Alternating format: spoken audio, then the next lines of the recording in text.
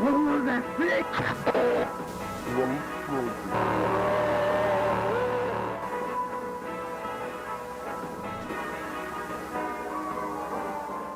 what's up, guys? Welcome back to another interview with the Walten Files cast, and of course, I'm joined here by the one and only Boozoo. If you couldn't tell, I'm quite in the attire for this one.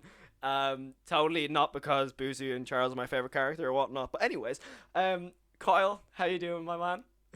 I'm doing great. Hello, that horror dude audience, and hey, Cal, it's Boozoo. I hope you have a wonderful day. Oh, you remembered.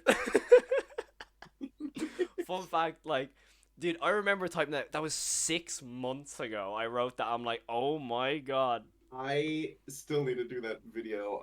I'm embarrassing myself by not working on it. Oh, dude. Well, first of all, thank you for coming on to the channel, of course. Obviously, we've done the last one with Coraline, and it's an honor to chat to you, of course.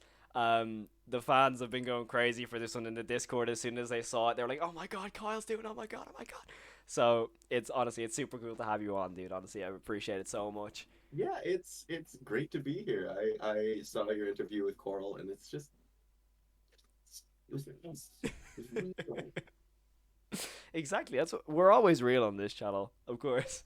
I've always said that. Like, if I don't like something, I'll say I don't like it. If it confuses me, I'll say it confuses me. So technically, the Walten Files, oh yeah, that confuses me a little bit. Yeah. The plush video in a nutshell. I'm like, who's this character? Who's this? Who's this? Yeah, no, I was talking about this.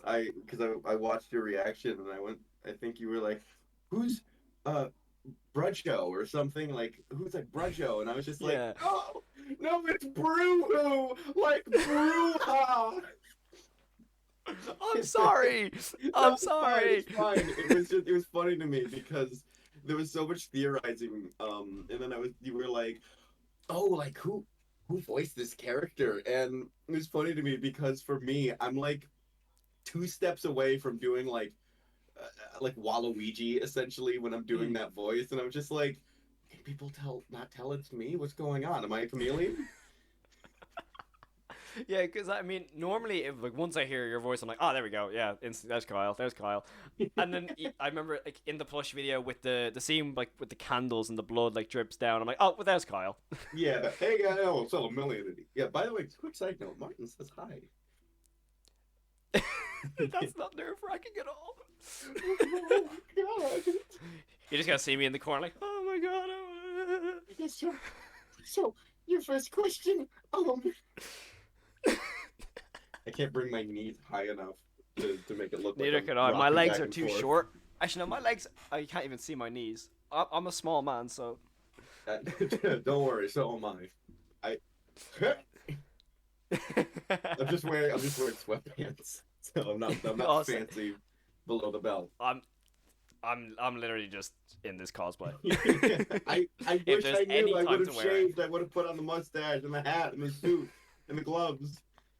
Nothing else. Dude, And that pants, waffle boots. fries video. That waffle fries video is so funny though. I remember the catalyst of that was that I had mentioned to my girlfriend. She was like, when are you gonna try waffle fries? Because I'd never had them. And she was like, when are you gonna try them? And I was like, it's just, I'm nervous I won't like them. And she was like, Kyle, they're just fucking fries shaped like waffles. And I was like, you're not telling me that they are their own specific flavor? Because curly fries, why would curly fries not be regular potatoes? You're telling me waffle fries are just a fancy shape? And she's like, yeah. So like, oh, fine, I'll get waffle fries. And fun Were they fact really about that the bad? little ending where I was like, "Want to get Panera?" I just really wanted Panera, so I was just like, "Oh, it's easy excuse that I'm recording." Were the waffle fries really that bad? It wasn't that they were bad; they were very. Just plain. I knew from the beginning that I was gonna make the joke of them being underwhelming, but I was caught off guard that because I got waffle fries and a milkshake. The waffle fries were really just like bland, and the shake. I do not say this lightly. That milkshake from Chick-fil-A was the worst milkshake I have ever had. Oh, what milkshake was it? Do you remember? It's just a chocolate shake. I love chocolate milkshakes, and I was just like, what is happening? What's going on? It was just awful. I think I drank like that much, and I had to throw it away because I was just like, I can feel it in my face. Yeah, see, we don't have Chick-fil-A here. We literally just survive off Burger King, McDonald's, KFC, and I think You don't have Wendy's is Wendy's? coming to Ireland.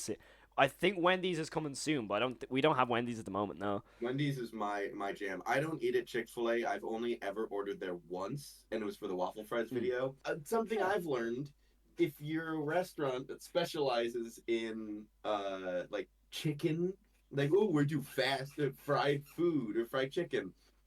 I don't know what it is. Their chicken's never good. I don't know why. That's true. Yeah, I've, The I've only definitely good one heard is that. Raising Yeah, Cane's. If you are in America, go to Raising Cane's. Raising Cane's is dude, beautiful, and I love it. I've literally seen people get the whole like liter tubs of the sauce. I've never had the sauce, but if the chicken is anything to go by, yes, it's good. Okay, I'll put that on the bucket list when I go to America. 100%. Um. I think should we crack on with one of the questions? Oh yeah, absolutely. Let Yeah, me get out absolutely. Let's my go. messages. Okay, so the first question we've got is it's a similar question to what I asked Caroline, but what's your favorite scene to do with Charles and Boozoo, or whichever really is your favorite of whichever character? Um. Well, for Boozoo, um, for me, it's the all of the commercials. Oh, like I Yeah, love the commercials so much. Martin's style of writing gets me every time because like he writes these really serious and like horrifying scenes, and then like 5 minutes later he'll turn to you and be like, okay, so what if Boozoo needs glasses to read, and then he's like, did you bring my glasses, and then he just looks like your friend. It's like, yeah, huh? Because fun fact on this, um I sent a picture of a friend of mine to Martin after he sent me the you know how to read, right? I sent him a picture of my friend making like a face, and he traced it, and I was like, that's my friend. You need to get. I need to ask permission first, please. But it was so funny because I showed it to my friend. He started laughing, and it's his style of writing in those are so funny because like I get to learn things about Boozoo as a character. Like I said, like, did you bring my glasses? Boozoo needs glasses. What? Okay, or yeah, just like any number of just stupid bullshit. Because I've realized that each plushie video progressively gets stupider than the last, and I yeah, love that. And I love it. And then like this most recent one was like the first one where we were like, let's try to do something like serious at first, and then do yeah. the silly bits. Um, but like the whole like recording like Bontergeist, and the first plushie commercial too, where Ava still sounded like a never mind you stupid match, Betty. Yeah, Like all of those were so fun to record because I love cartoons, mm, and that's essentially Martin coming to me and being like, "So do you want to do a cartoon? You want to do a cartoon?" yeah. And the writing is, I love the writing It's every amazing. time. It's always perfect to those old school cartoons as well. Like I will never stop laughing. I think it's during. I think it's the Boozoo and. I remember what other plushie it was. It might have been Shaw when like Bond walks in and Banny's turned them into marketable plushies, and he just screams, "I have no God, employees." I always like the "I'm back. Tell me I didn't." That's what you do. That always And always gets me. the faces Um, makes it so much funnier as well. I also love that one shot that I think Ava drew that the one shot where Boozoo's like doing that like thing. I love how it's just like suddenly like a different art style. It's so Oh, funny it's to me. amazing. I Um love how many art styles there is. It's so cool because like especially I mean episode 4 is probably the prime example of it because there's so many little things here and there. But like the fact of like when you just see the radio for Susan's kill scene, you're like, oh my god, what's going on? yeah, It's awesome. I it's oh my gosh, I was talking about this the other day, but going from uh episode like 1 Bond to episode 4, you go from Yeah. like this guy's pretty good at drawing to "Hmm, Boom. Yeah. I It's mean, when it comes to like your scenes with like Boozoo, dude, you can. I've said this on every occasion, but I need to repeat it. Dude, that episode 30714 missing. Holy shit. Like, I'm assuming you heard with like the Coraline interview, but I watched that down the country at 1 a.m. when that scene started. And you just see the Boozoo pulse. I'm like, oh, yeah, well, I'm not sleeping for a week. I remember so for context, when I did those, or I did episode three, that I want to say I was not really close with Martin. Like we were good friends, but I was not really close with Martin until I want to say like the spaces started. Mm, Um, yeah. because like Martin around when he hired me. I don't know if you know this. Martin was a fan of mine before Walten Files. No He knew me way. from like the Wizards, which are an old series that I made.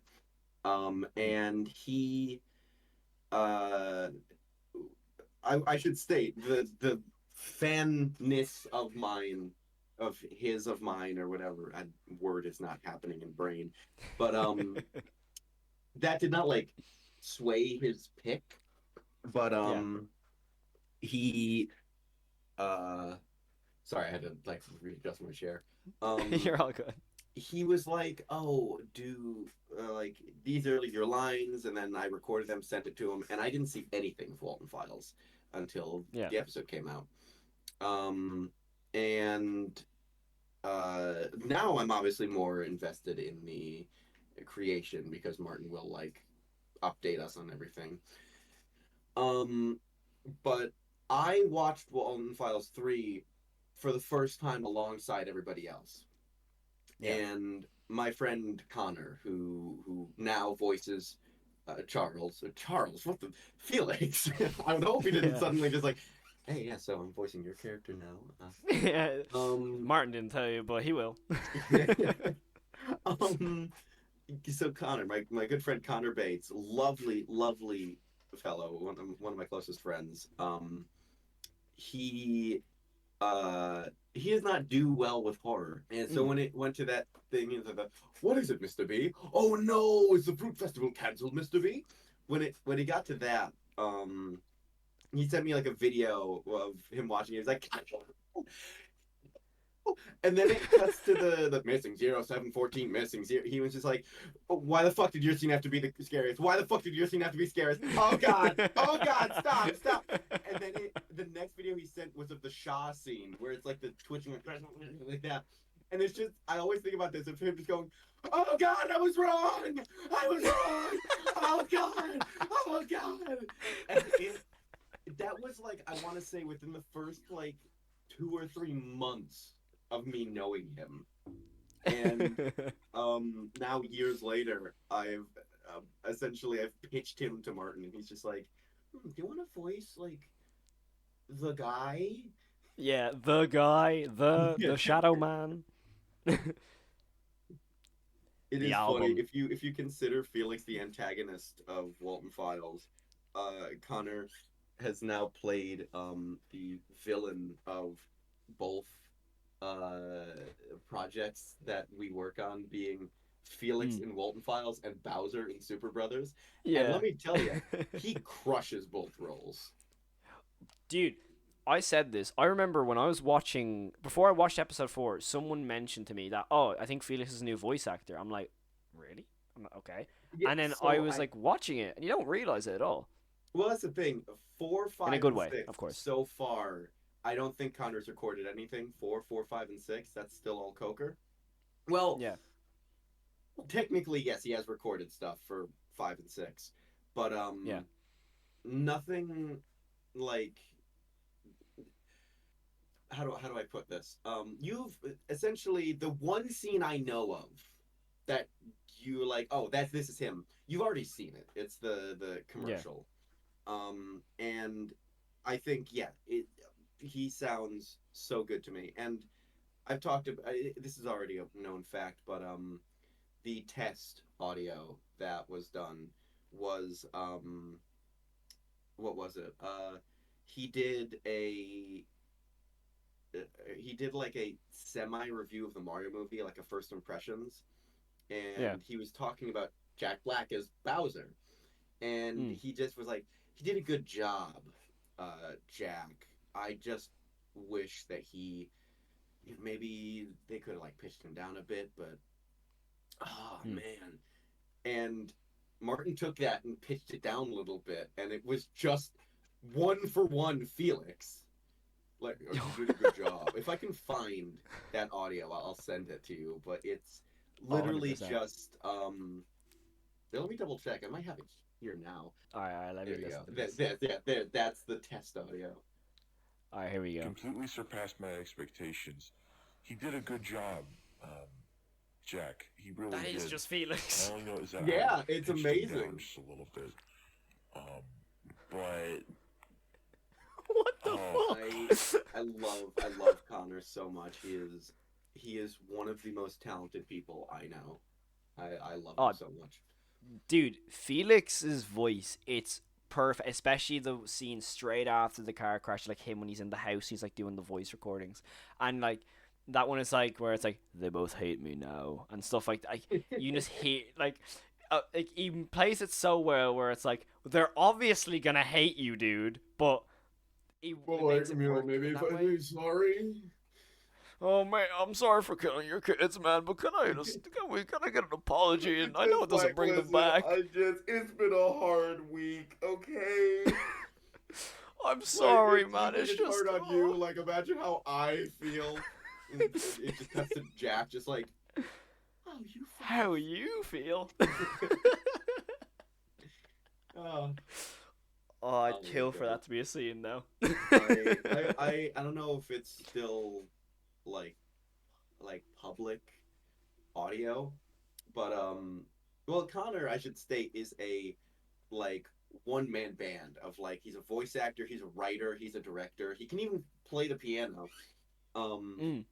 And he, I guess after like he got confirmed as like the voice of Felix, he got like curious, and he was just like bored, I guess, one day, and he wrote, or I maybe improvised a scene where it was like the good ending, where Yeah. he starts to drive and then he realizes like, I'm drunk, I shouldn't be driving, I'm gonna stop at a payphone, I need to call Jack.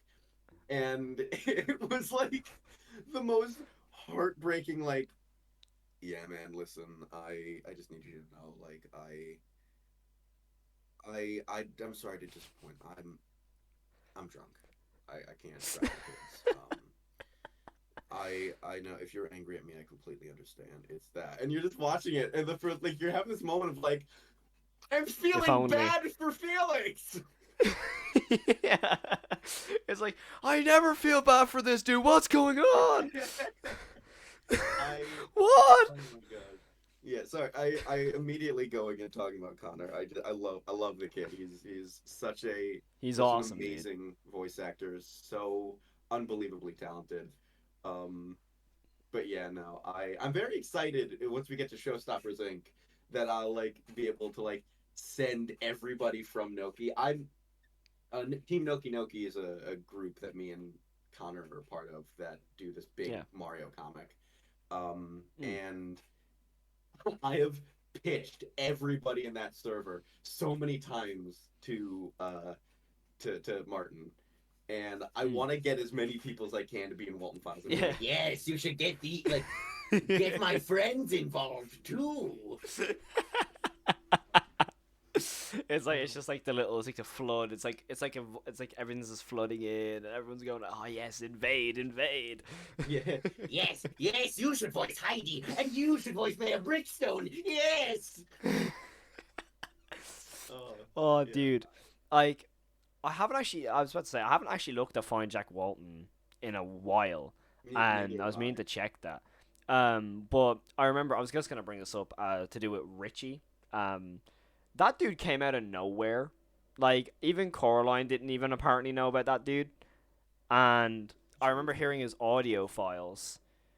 He does like an audio file, and I remember I made a whole video on it, and I've never been so confused about a character in my life. Yeah, So I like, should say there's I'm so one many of characters I those. don't know of. I'm on like a need to know basis with Walton Yeah. Files, where like stuff like Richie is like, sure, that's Who? an important lore bit. I don't know I don't know. it.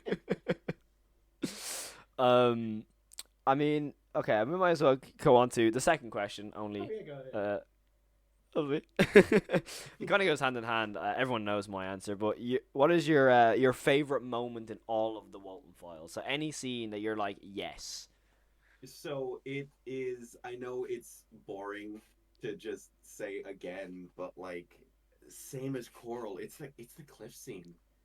There's mm, just something about that is like, because I think for me, what really sells it. I did a panel at Kineticon in this year, 2024. Which quick side note, hey, you guys should go to Kineticon. I go every year.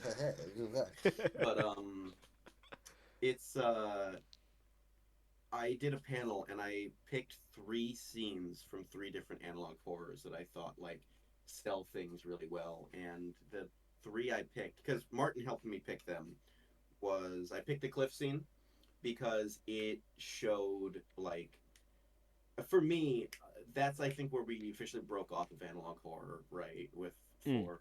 totally, But the entire thing is it sets tone, right? Because like if that scene never happened, you could just be like, you could just have an establishing shot where you see like the backpack and whatever like washed up on shore, and you're just like, oh, he threw it in the water. But yeah, seeing him do it, like being able to see, um, being able to see what's going through his mind, and without a single line of dialogue. I've talked about this before. I've had a similar idea for a scene that I wanted to do as like a comic. That mm, would be. I wrote this out. I'll see if I can find it. I yeah, think I wrote it somewhere on the wiki. I wrote it on the wiki. I wrote it and it ended up on the wiki. Um, yeah, but there was a scene that essentially would be after the crash, yeah, and is it on here? It's not on here. Shh. Um, essentially, he would break down in hysterics after the crash, and he would find this like patch that's like small baseball diamond sized patch of field in the woods, and mm, he would just kind of fall and look up at the sky. Let me see if I can find it. This. So he would like break down, like fall on his knees, and he would start like praying or something. And the narration would be, I was never a religious man. I always found the concept inane. But in moments like this, I was so sure that no matter what I were to do going forward, I would never make it to heaven. I wanted to scream, to cry, I wanted to repent, but I knew God would never listen. I had committed cardinal sin, and for that I was damned to eternity, both in hell and on earth. And I was damn. like, that would be pretty cool if that happened. And then Martin hit me with that scene, and I was like, fuck, he did exactly what I wanted without saying a line of dialogue. Okay, he beat me. Dude, I mean, I'm just gonna say this in general. The cinematography of that is so good. Like the way I remember Coraline mentioning is like the fact that you don't know exactly what he's about to do, but you kind of know in the fact that if you look forward in like timeline wise, he doesn't actually do anything on that cliff. The fact he's edging closer and closer towards it does give you that little thing like, hold on, what's going on here? What's going on? And in that scene of like when his head just kind of peeps over the edge of the cliff and you have the water and the way the water's animated, it looks so good, dude. I So good. it reminds me a lot of Better Call Saul, which obviously a lot of Martin's inspiration comes from like Breaking Bad, Better Call Saul. Yeah, Um, but when you're watching Better Call Saul, you know that Gus is going to survive because he's obviously in Breaking Bad. But there yeah, are multiple moments when you're like, how is he going to get out of this? Like, he can't die mm, here. How's he going to get out of this? What's going on? Like, he's about to Yeah. die. What's happening? And I think he perfectly straddled that line, Martin, of like getting that fear of like, is he going to die? But also he can't die. So what's Yeah. happening? And it's so Yeah. he gets it masterfully. I love it so much. Oh, dude, like every scene in there is terrifying. I mean, I've mentioned in the last interview the fact that obviously with time zones and stuff, it came out for 2 a.m. Walten Falls 4 over here, and I've never like experienced like a live stream with other people, and there's people in my time zone watching it with me. I'm like, bro, what are you doing awake, dude? And like I'm sitting there, and all of a sudden, the scene that got me in that was it's like during the voice recordings where you have Rocket and like the window, and you just see Ed and Molly's face kind of creep slowly up, and you're just sitting there like, dude, what have they been cooking over the last 3 years? If this is like, dude, It, I think it's very funny. Obviously this is not a secret, but 4, 5, and 6 were all supposed to be episode 4. mm, And I told Martin, because originally there was supposed to be like 5 and 6, and then 6 would yeah, be the the season finale. And I told him like, this episode 4 is so good that could be the season finale, and I would be just as satisfied because I think it's so yeah, like well put together, so well crafted. And he was apparently he thought about it all night that I said that, and he was like, shit, maybe. And mm, so essentially, I think for the past like 3 years, that working on trying to write out those 3 episodes, he tried to really focus all that energy into this one episode to make it as solid as possible. And then he realized about, I want to say 2 years ago, or a year, 2 years ago, like, yeah, maybe this is worth splitting into 3 distinct episodes so we don't have the same issue as mm. Bunny Farm, where it's just like, I have to sit through another fucking hour and a half. I hurt my hand really bad doing the whole bit. But yeah, I think that it's gonna be like 6, 5, and 6 from what I've seen of those. Whew.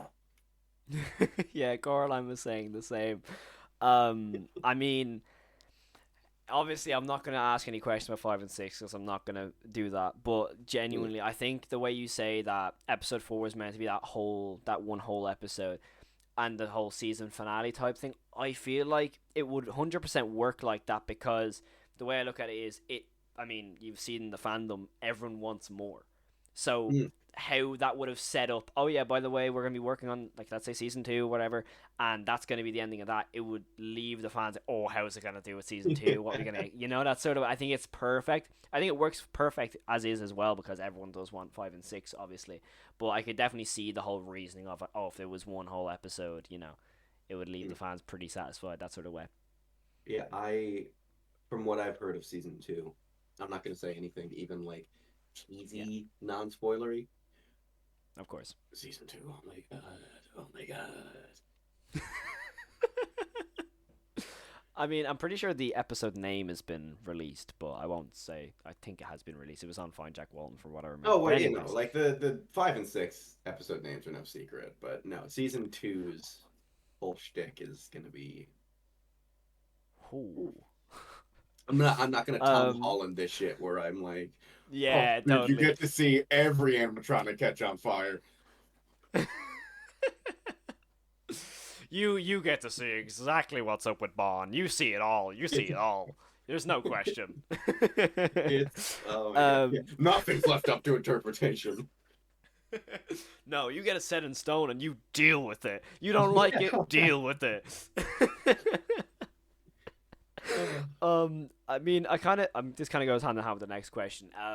The scariest scene. I mean, I think it's very fair enough that you have, on many occasions, have the opinion of the scariest scene with 0714, and then of course 30 seconds later with "Am I Still Beautiful to You?" It's kind of like a double-edged sword with that scene, but hey ho. But yeah, obviously, what would be your scariest scene? Is there any scene that really just got you?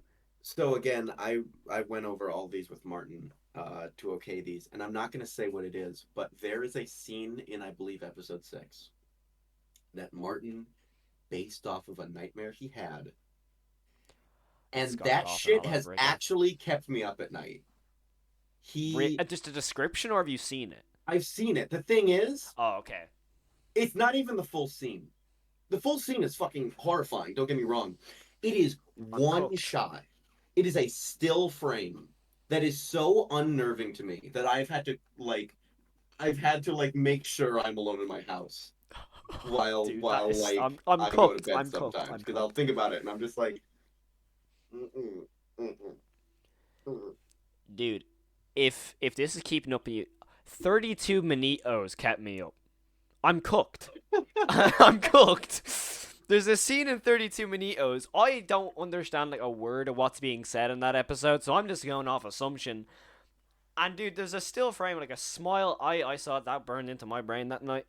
Like, dude, uh, I'm cooked. Um, like obviously I've mentioned so many scenes that have scared me, but there's one scene. I mean, this might sound really cliche because everyone knows I love the mysterious house, but I feel the way how that video ends of complete interpretation of what the pumpkin rabbit does. I find that terrifying. Like the fact that you obviously see the result of things, but the way I've always said the way you see Ducky and he's like almost melted.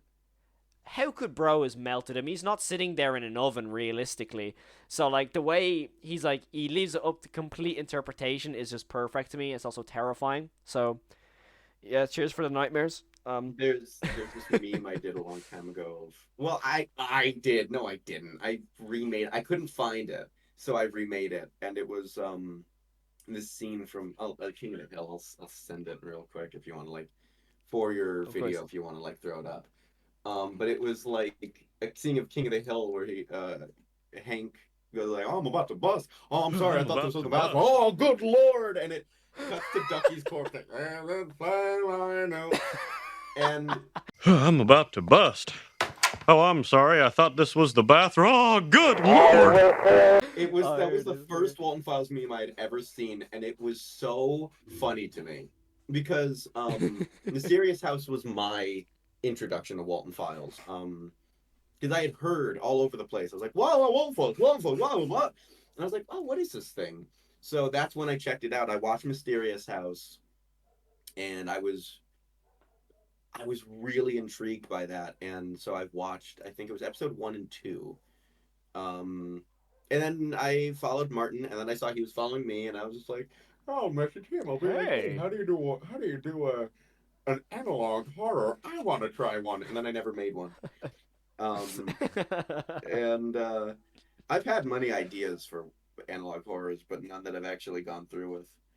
Um, Yeah. and it was I need to rewatch Mysterious House because like especially with these plushies coming up, Plushies.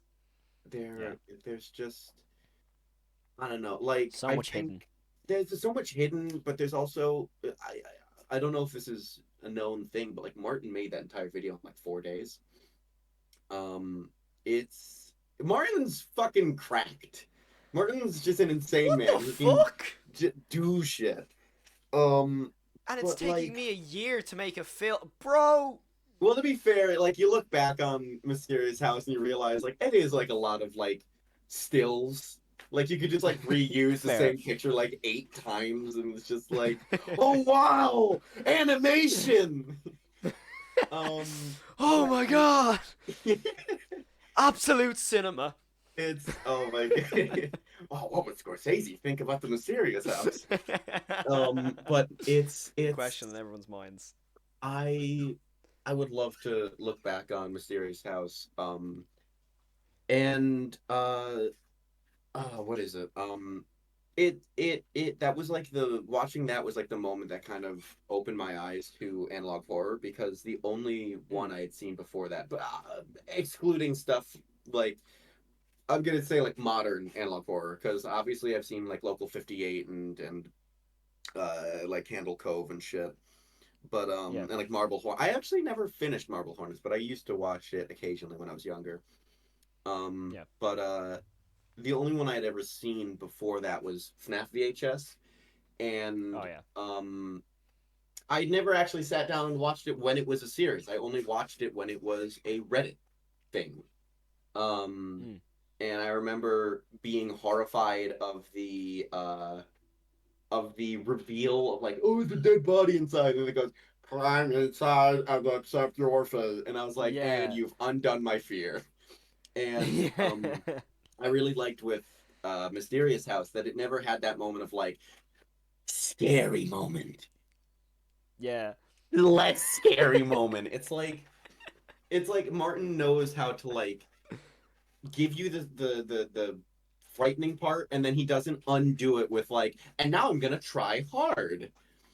It's like Yeah. Yeah. everything is Yeah. like natural, and it's very. And then you talk to Martin, and you're just like, how the fuck are you this scary dude? How the fuck? Because like he just like he'll occasionally message me on like, obviously we talk all the time, but like for context of the kind of person he is, we follow each other on Instagram, and he'll just send me dog videos out of nowhere, and I'm just like, what is this? What is this? And then like you see the new plushie trailer that you Walten friends, the picture of a little dog, and it's just like, Yeah. what is this guy doing? Sure, I remember even when I was reacting to that video, everyone was like saying, "Why is there a dog barking?" I was like, "Dude, Carlitos, Yeah, Carlitos." I remember he sent the test video of like before he started animating a lot of it, because he kept showing me the work in progress in calls, and Mm. it would uh it would like always be slightly off sync. And so I'd be like, "Your two new Walton friends," and then like 5 seconds later, it'd be like, "Dog plushies." Ripped my headphone out. Ow. Um, but yeah, no, it's um, it's just a lot of, I think, really good tone setting that I think Martin has this, uh, especially now that he's decided like I'm gonna get rid of the analog trope. I'm gonna just do what I think works for fear, Yeah, and because he's so talented at making those decisions, I think Walton Files is only gonna get scarier going forward. that's that's not good for me. Um, I mean, like, there's a specific still in Mysterious House, and it is not even like towards the end. It's like at the very beginning. It's the fact that when Tammy like comes out of the bedroom after hearing Ducky, you see the pumpkin rabbit behind her, and like it's in the door frame. You're just like looking, and I didn't even see it the first 20 times I watched it, and I stream it. All of a sudden, someone goes, "Look at the door frame." I'm like, what? And I go, We talk it up. "Oh."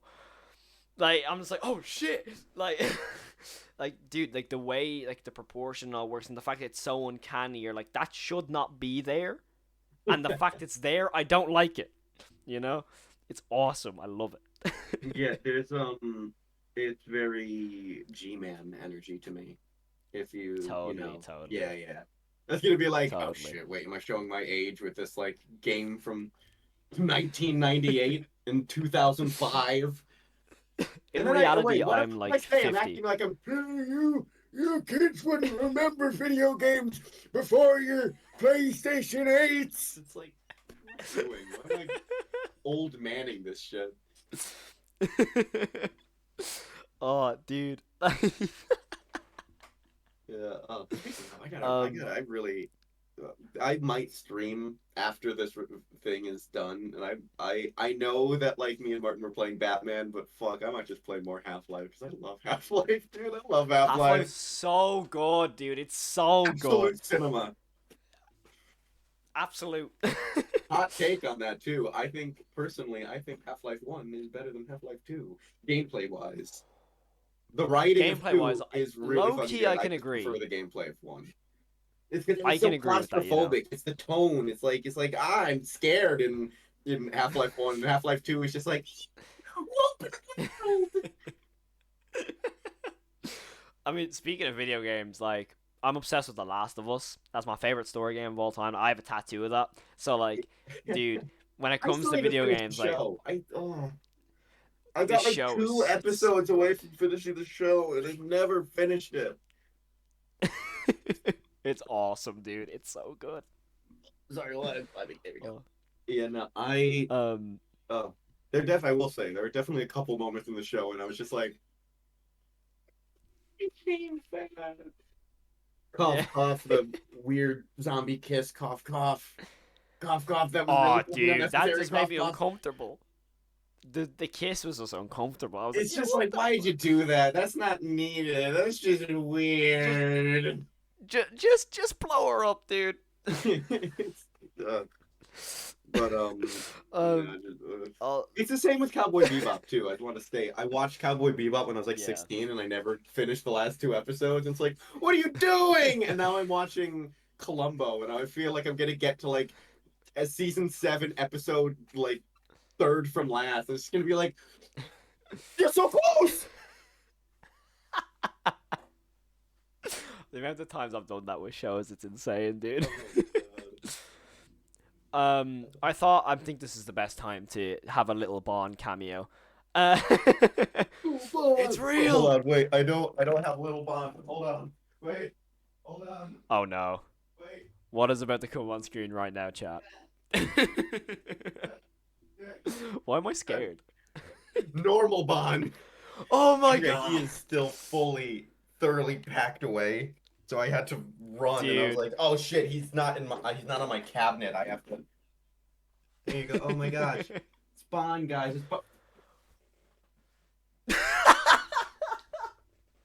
I've saved the Waltons. Sophie, you're safe, dude. But yeah, no, that is honestly, by the way, it's the coolest little thing. The little Bond. Dude. God, it's so cool. I can't wait for the figure. I saw that, dude. Yeah. I cannot wait. The little oh dude, it's so good. Like it's perfect.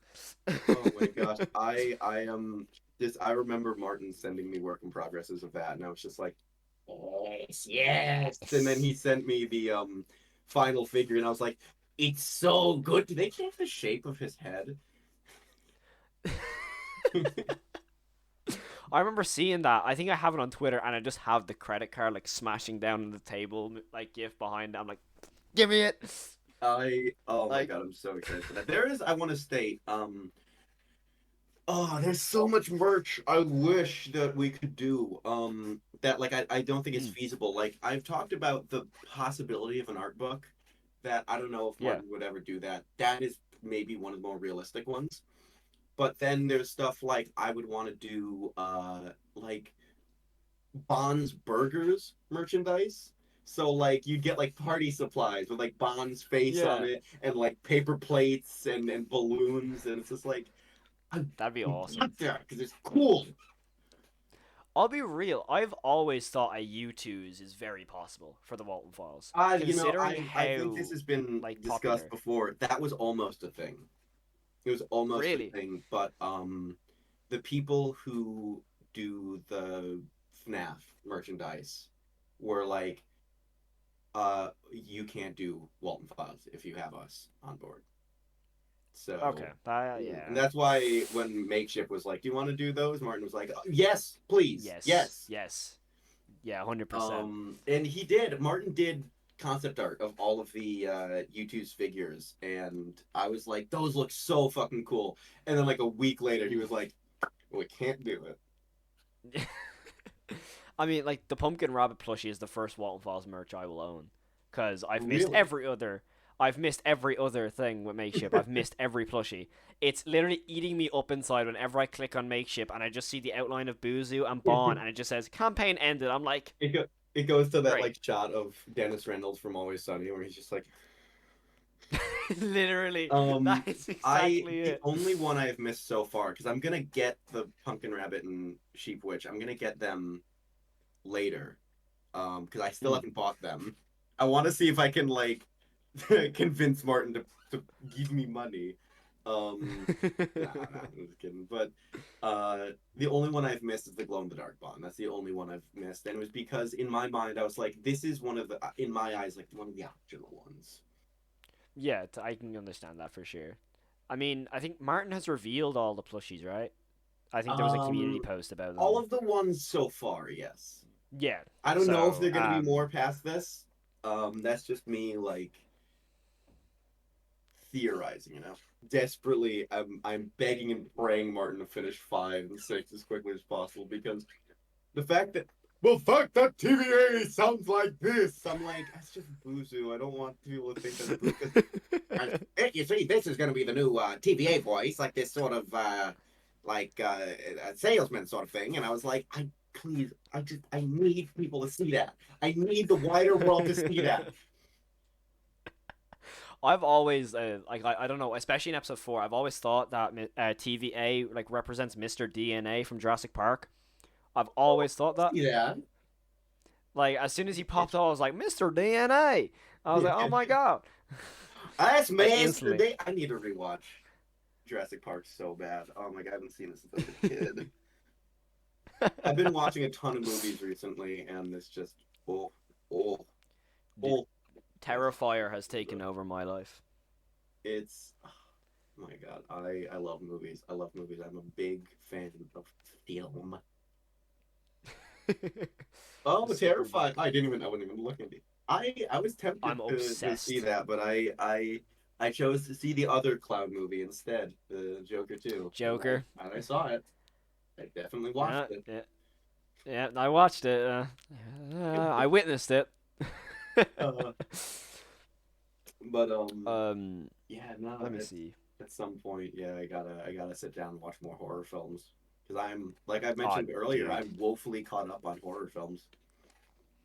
I don't think there's a horror film I haven't seen. To tie this back to the Walton Files, definitely this is it's a fair. I think Coraline said 6. I think no 4. I think Coraline said 4 for their favorite episode. So what would be your favorite episode in the series?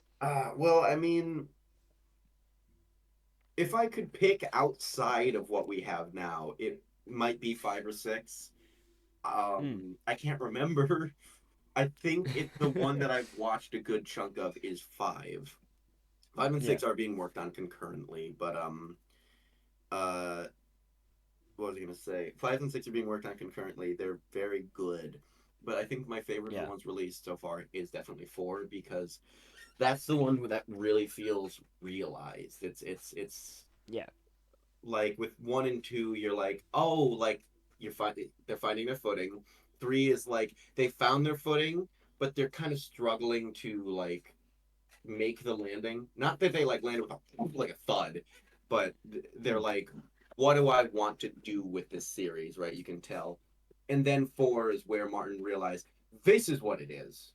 This is what the Walton Yeah. Files are.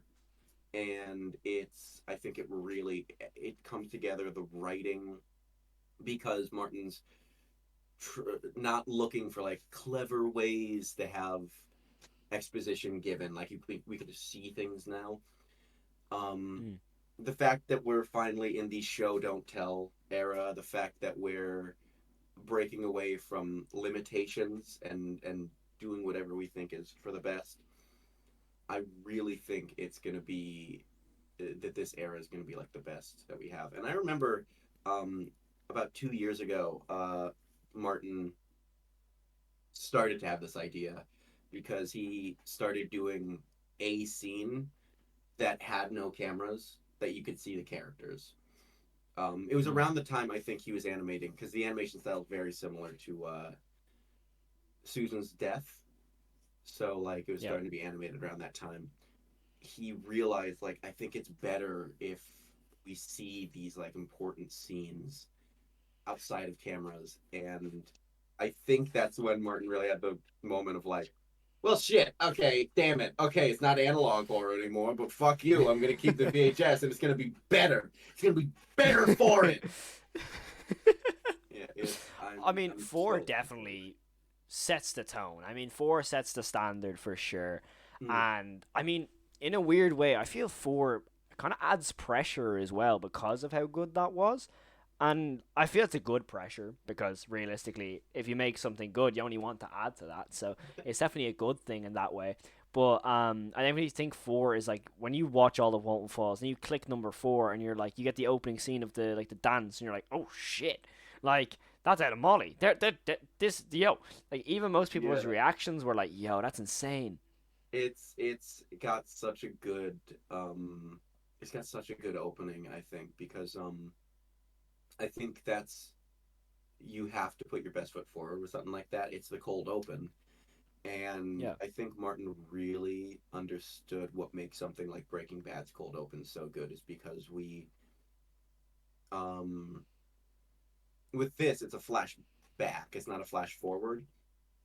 Which mm, I am very excited to see if Martin does any flash forwards as cold opens because I think the teaser followed by the reveal is a very good way to like set up things. But yeah, having it be a flashback is like you see this level of like oh what's going on with these characters, what was their life before this, and just the yeah, fact that it's so like real. It's not like just getting he's getting scary. It's just like mm, two people talking to each other and looking for yeah. someone. The quietness of it, I think, sells it so well. Oh, totally. Especially, I feel like especially Peter with Ed, Mm-hmm. like definitely that scene just brings a bit of an innocence to both of them characters as well. Because I definitely remember in episode three, like when Molly starts talking to Felix before the crash, like it shows the level of innocence for Ed and Molly, and that just adds to like, yo, these kids are literally about to die, and it's Mm. like it brings a sort of like oh shit like that's dark, and it brings a Yeah, real like a proper like a kick like yo this series is dark when it wants to be, so like strap in for sure. I think it's I awesome that think way. the addition to of introducing them into Wonderland at the end of four, Yeah, it makes it so uncomfortable in the best way that it's just actually now that I'm talking about it, I'm realizing episode four starts and ends with Ed and Molly.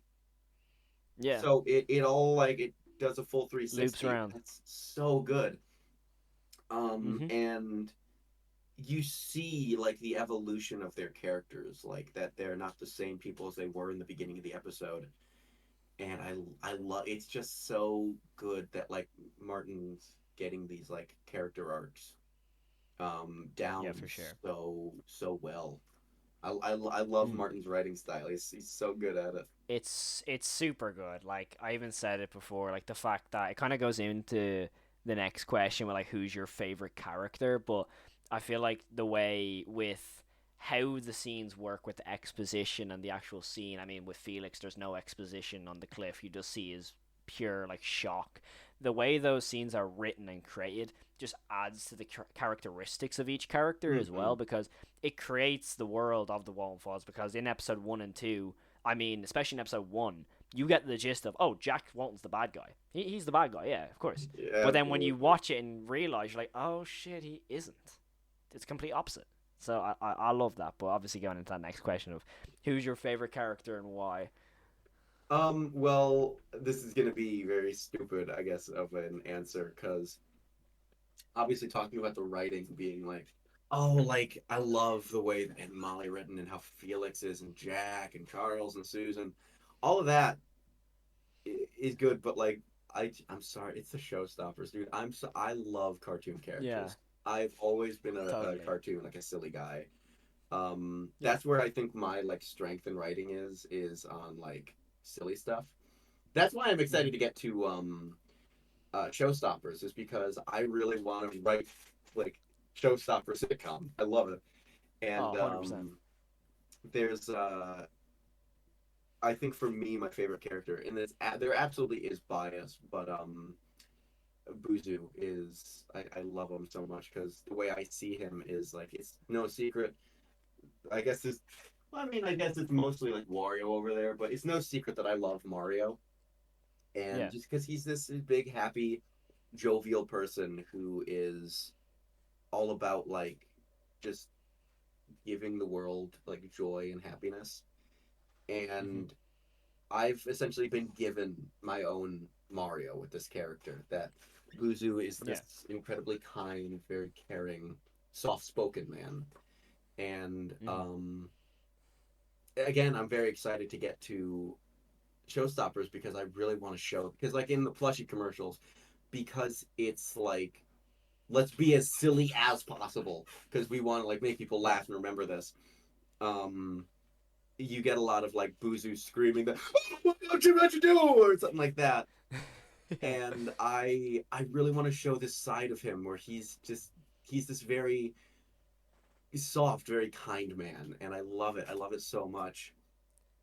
Yeah. Um, Totally. so 100%. Boozoo is obviously one with bias, and if I were to get rid of all bias, Boozoo would probably still be up there, but like it's one of those like big shifts. The Yeah. bias makes it like Yeah. but Totally. very very close second, a non-biased pick I would say is Pumpkin Rabbit because like I said, Mysterious House was my introduction to Walton Files, and especially now with his current design, where instead of him being just Bond with different colors, he's now this like very like this tall, hunched sort of butcher look. I Very, very Leatherface. very Very Leatherface. Leatherface. I love his new design and um the Lorenzo music Garfield influence that Ava is doing now. I guess you didn't really hear that in the plushie commercial because she recorded like a bunch of that like oh welcome come inside, but Yeah. then you listen to the plushie, says Yeah. I if it might be, I don't know how long until Pumpkin Rabbit will come back, but once you hear this new like Garfield take, I think it fits the character so well. For me, I think Pumpkin Rabbit should always have that sort of distinct voice. Yeah. For sure. Beyond just like maybe like this sort of like I remember when we were pitching the idea of changing his voice for Showstoppers, because Martin was like, I don't know if I want to keep doing Pumpkin Rabbit for forever. Mm. I suggested Werner Herzog as an Yeah. influence on the voice, like a oh, you should come inside into the thing and give us the stuff you have. And I Yeah. was like, that I think would be a really interesting take. And evidently we ended up going with Lorenzo Music, and I think that voice works so well. It's such a good voice, and Mm. just the way that he was written in Mysterious House, where it's like that creepy kind of kindness. Yeah. Oh, It's oh, perfect. I mean, obviously, my favorite character. It's really hard to guess it. It's really, really difficult to guess who my mm. favorite character I'm gonna is. Like very, very guess clearly. it's Shaw. Yeah, you know what? You're not too far off. I mean, it's very, very, very difficult to actually guess who my favorite character is, or on It's any just occasion. you'd never So guess in a million years, what series I like. It's just, what can I say? It's yeah, not yeah, very obvious. yeah, you never, you'd never guess at all. I just, you can never guess like what series I like because really, it's a very little known, very, private thing just between me and a few friends. It's just, what can I say? I've completely For messed up my sure. entire. I'm still holding the Bowser. I completely messed up my entire fucking shelf doing that. Um, But yeah, like yeah. literally, it's mad. You've literally chosen my two favorite characters as well in Boozoo and the Pumpkin Rabbit because um the Pumpkin Rabbit, dude, like it's the voice that I think Martin voiced him in the Mysterious House. I think, if my memory serves me right. So Sorry. I put the Bowser back in the shelf and he fell down onto my microphone. it's all good. All right, fucking Um, scared the bejesus out of me. you're all good, dude. Don't worry, don't worry. I think it was Martin that voiced Pumpkin Rabbit at the start. I Yes. think it was. And I remember I actually found the Mysterious House episode from that Cybert channel. Is how I found the Mysterious House because I didn't know what it was.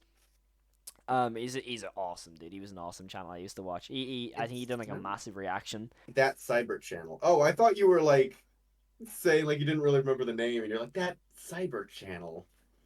Yeah, no, that's the actual dude's name. I'm pretty sure. Oh, And and they're not making content yeah. anymore. Yeah, I think they stopped for some Matt reason. Patton. I don't know why.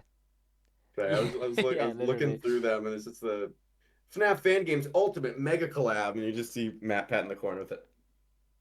Yeah, like My actually, chair will not com- stop moving. Why is it always moving? hey, if you think that's bad, listen to this shit. Like, Oh well, your like your this- mic isn't picking it up. Hold on, no, hold on. thank Aside God, from that, thank no, it's- God. Turn it off, but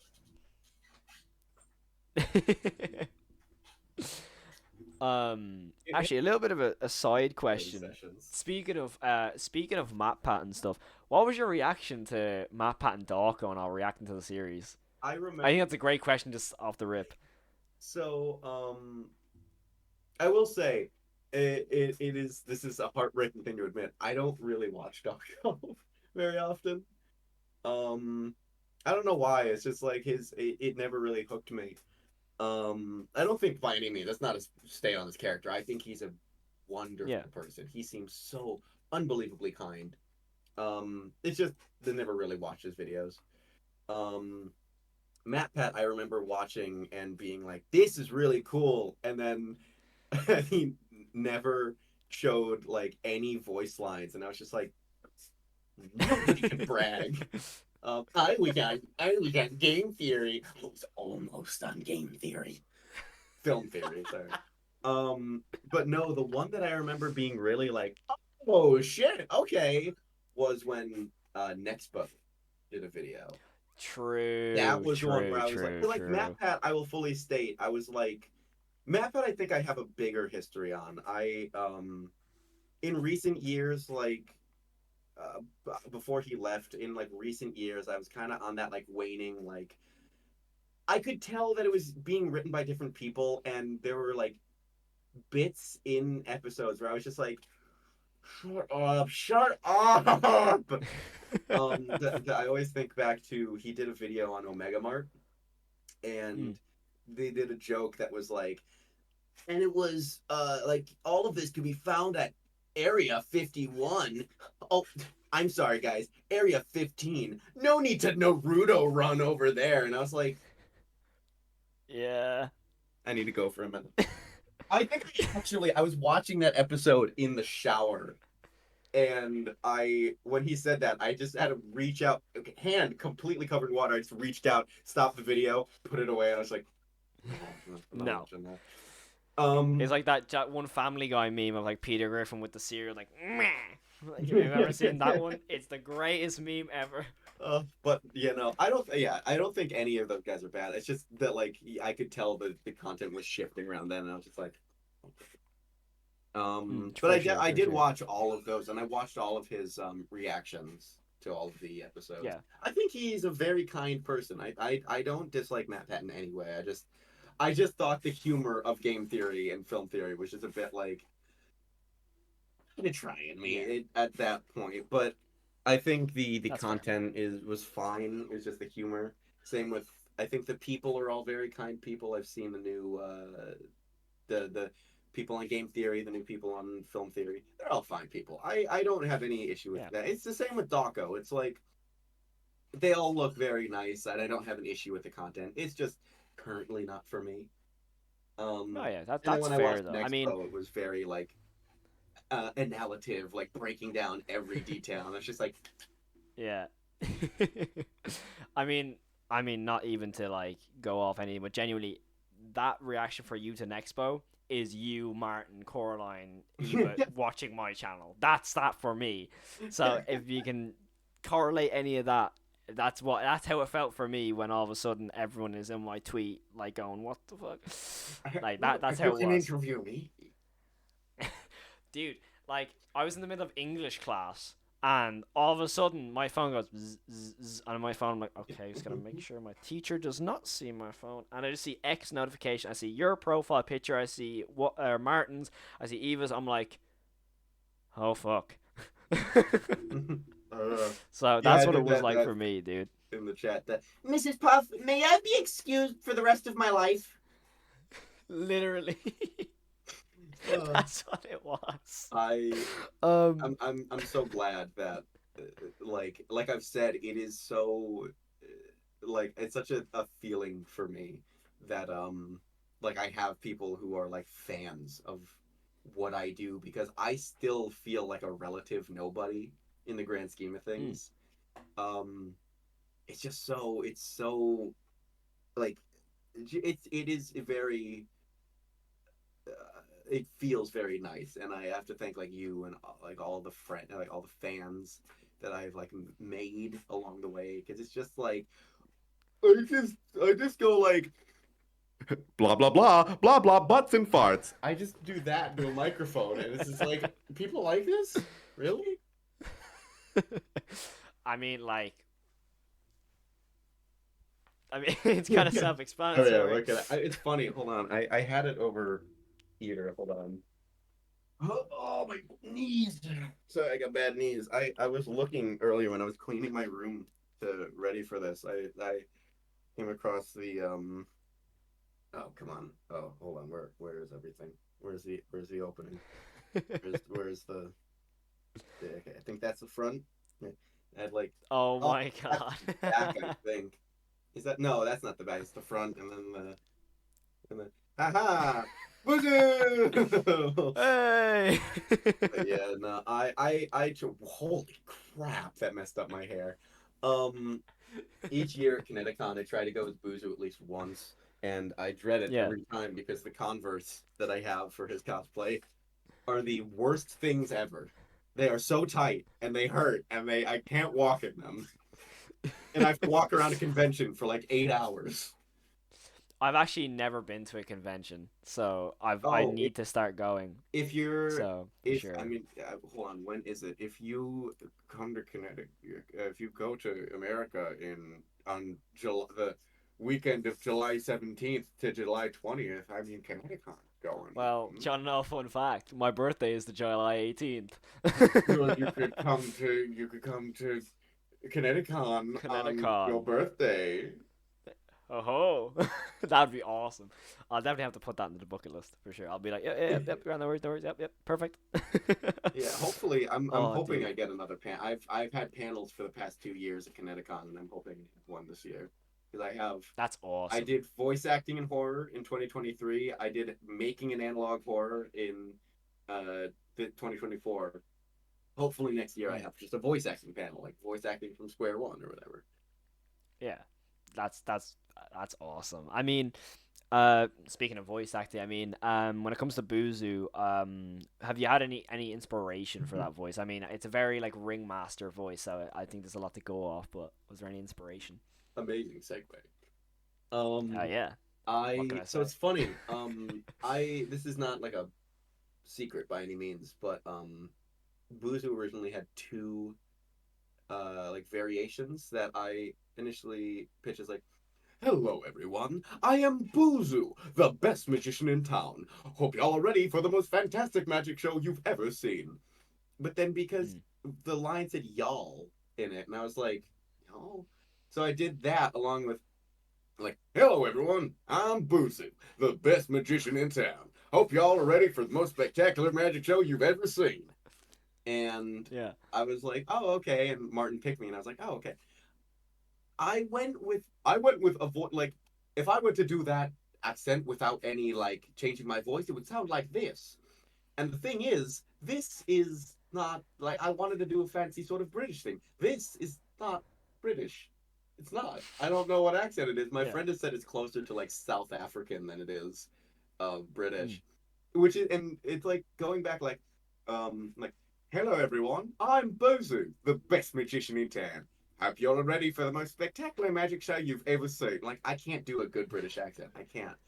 Yeah. Um, so it was me trying to sound fancy, so that like sort of sort of talking like this sort of tone.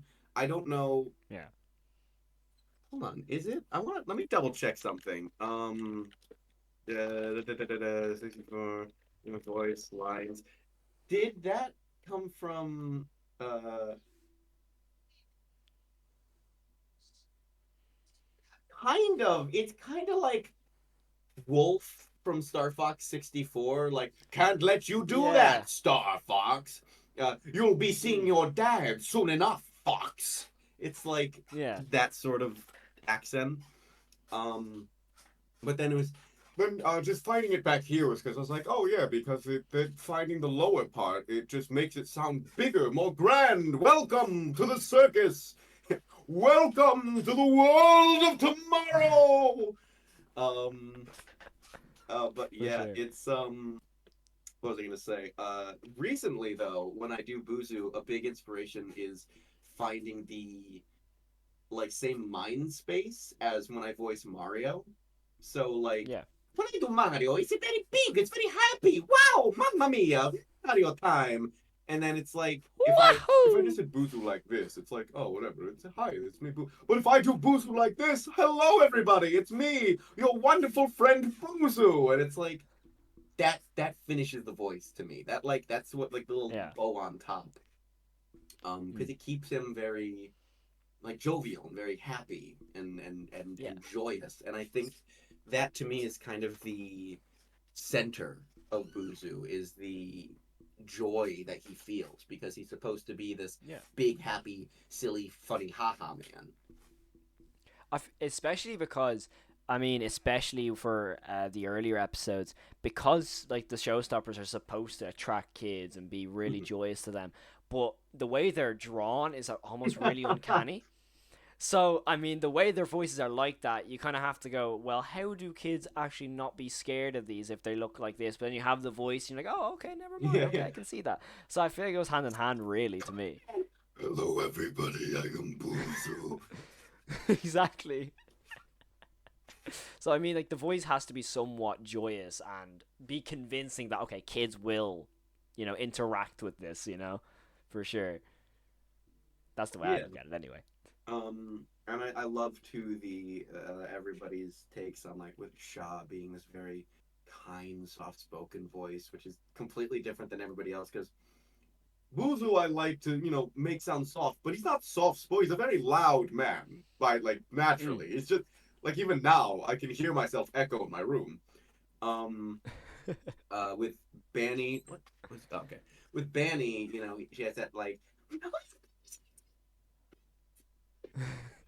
so like that. Did that cut out? Did I start like I shouting actually and don't know. oh well that like it is cutting out. Wow, okay. Is it? Um but yeah, that big like sort of voice. Um I think it like she has like that area and then with Bon, I love that Bon has also that like the Britishisms, but instead of it Yeah. being because it's based off of Wile E. Coyote, uh Mm. instead of it being like I'm so kind and wonderful and I think of everything. It's like I'm so much better than you and I'm the greatest of all time. And it's just like fuck, this is a perfect like wrap up dynamic of everyone. And then in Oh, my for eyes, sure. I know that Billy's only had like a couple lines of dialogue, but my I always think of the gnome from Half-Life Alex, but the gnome is aware, where it's like, I slipped on the banana peel. Ouch! Like that sort of voice, I think Yeah. is a really. I just always thought that Billy would sound like that. I don't know why. I mean, Billy has always been so uncanny to me. I don't know why. Like, it might just be purely because there's not many lines for him and he's Hmm. not really given much character. It might just be that, but I feel like to him he's just so like uncomfortable. It's not just because he's a clown either. I think it's just the fact that like he's just like like ew, like you know what I mean? This is yucky. I God, I'm really hoping that we can do because I Billy is still such a mystery character to me. Like, I need to Mm. look up the showstoppers on. Let me look up the showstoppers on the whatchamacallit, the The wiki. wiki. Um, Yeah. it's so funny to me that Billy is like the sort of kind of character Yeah. who's not even really. Yeah, wait, I'm realizing now. So when's the last time Billy spoke was Bunny Farm? Yeah. Yeah. The very start, it's like, "Hi, Bon." Like that. "Hi, Bon. You got all the Yeah. fruits from the I backstage." I just there's something about like in my brain that like Billy the funny music clown. Do I sing you a song? Like I just think that sort of voice is just so good for him. I don't know why. I would love to Um. see his voice. I kind of like the way the old Pennywise sounds. Like Oh, that. Do the you have Prince Albert in a can? You do? yeah that. We let the pork out. Yeah. I love Pennywise. I don't think if you could tell, but like I adore that character. So like I've been any meaning to chance I rewatch see a it part clown, one I'm like again yes. recently. Oh dude, like Almost knocked over my mic. like for me Pennywise is like for me especially in chapter 2 I think it was a bit of a miss, but like for like in general Pennywise and clowns as characters, they can be so like you can manipulate a clown character so well. Yeah. Like I really think like I mean you have Terrifier, the dude doesn't speak, chops up people. Then you have Pennywise, eats kids, the casual. You know what I mean? So like there's I think with Billy you could give him really any voice and it would work. I think for me. Yeah, I always like the silly voice on him. Mm, Uh, totally. I just because I think for me, it's also because in my eyes, I see him showstoppers wise, where he's in that Mm, really big suit. Because I was the one that pitched that Billy, because he's like I think he's technically a showstopper, mm. but he's like never there with them. So I was Yeah. like, what if he just happened to become like rich and he was the like president of some like big mogul that like owns Bond's Burgers. So like Bond is still the owner of Bond's Burgers, but like somebody owns that chain or whatever. And Yeah. he like Billy would just show up, give really bad advice or like suggestions, and then leave. So I was like, what if he was in this really giant, like multicolored neon suit, and he would show up and be like, "Your fryers are too dirty. Put ice in the fryer," and then he leaves.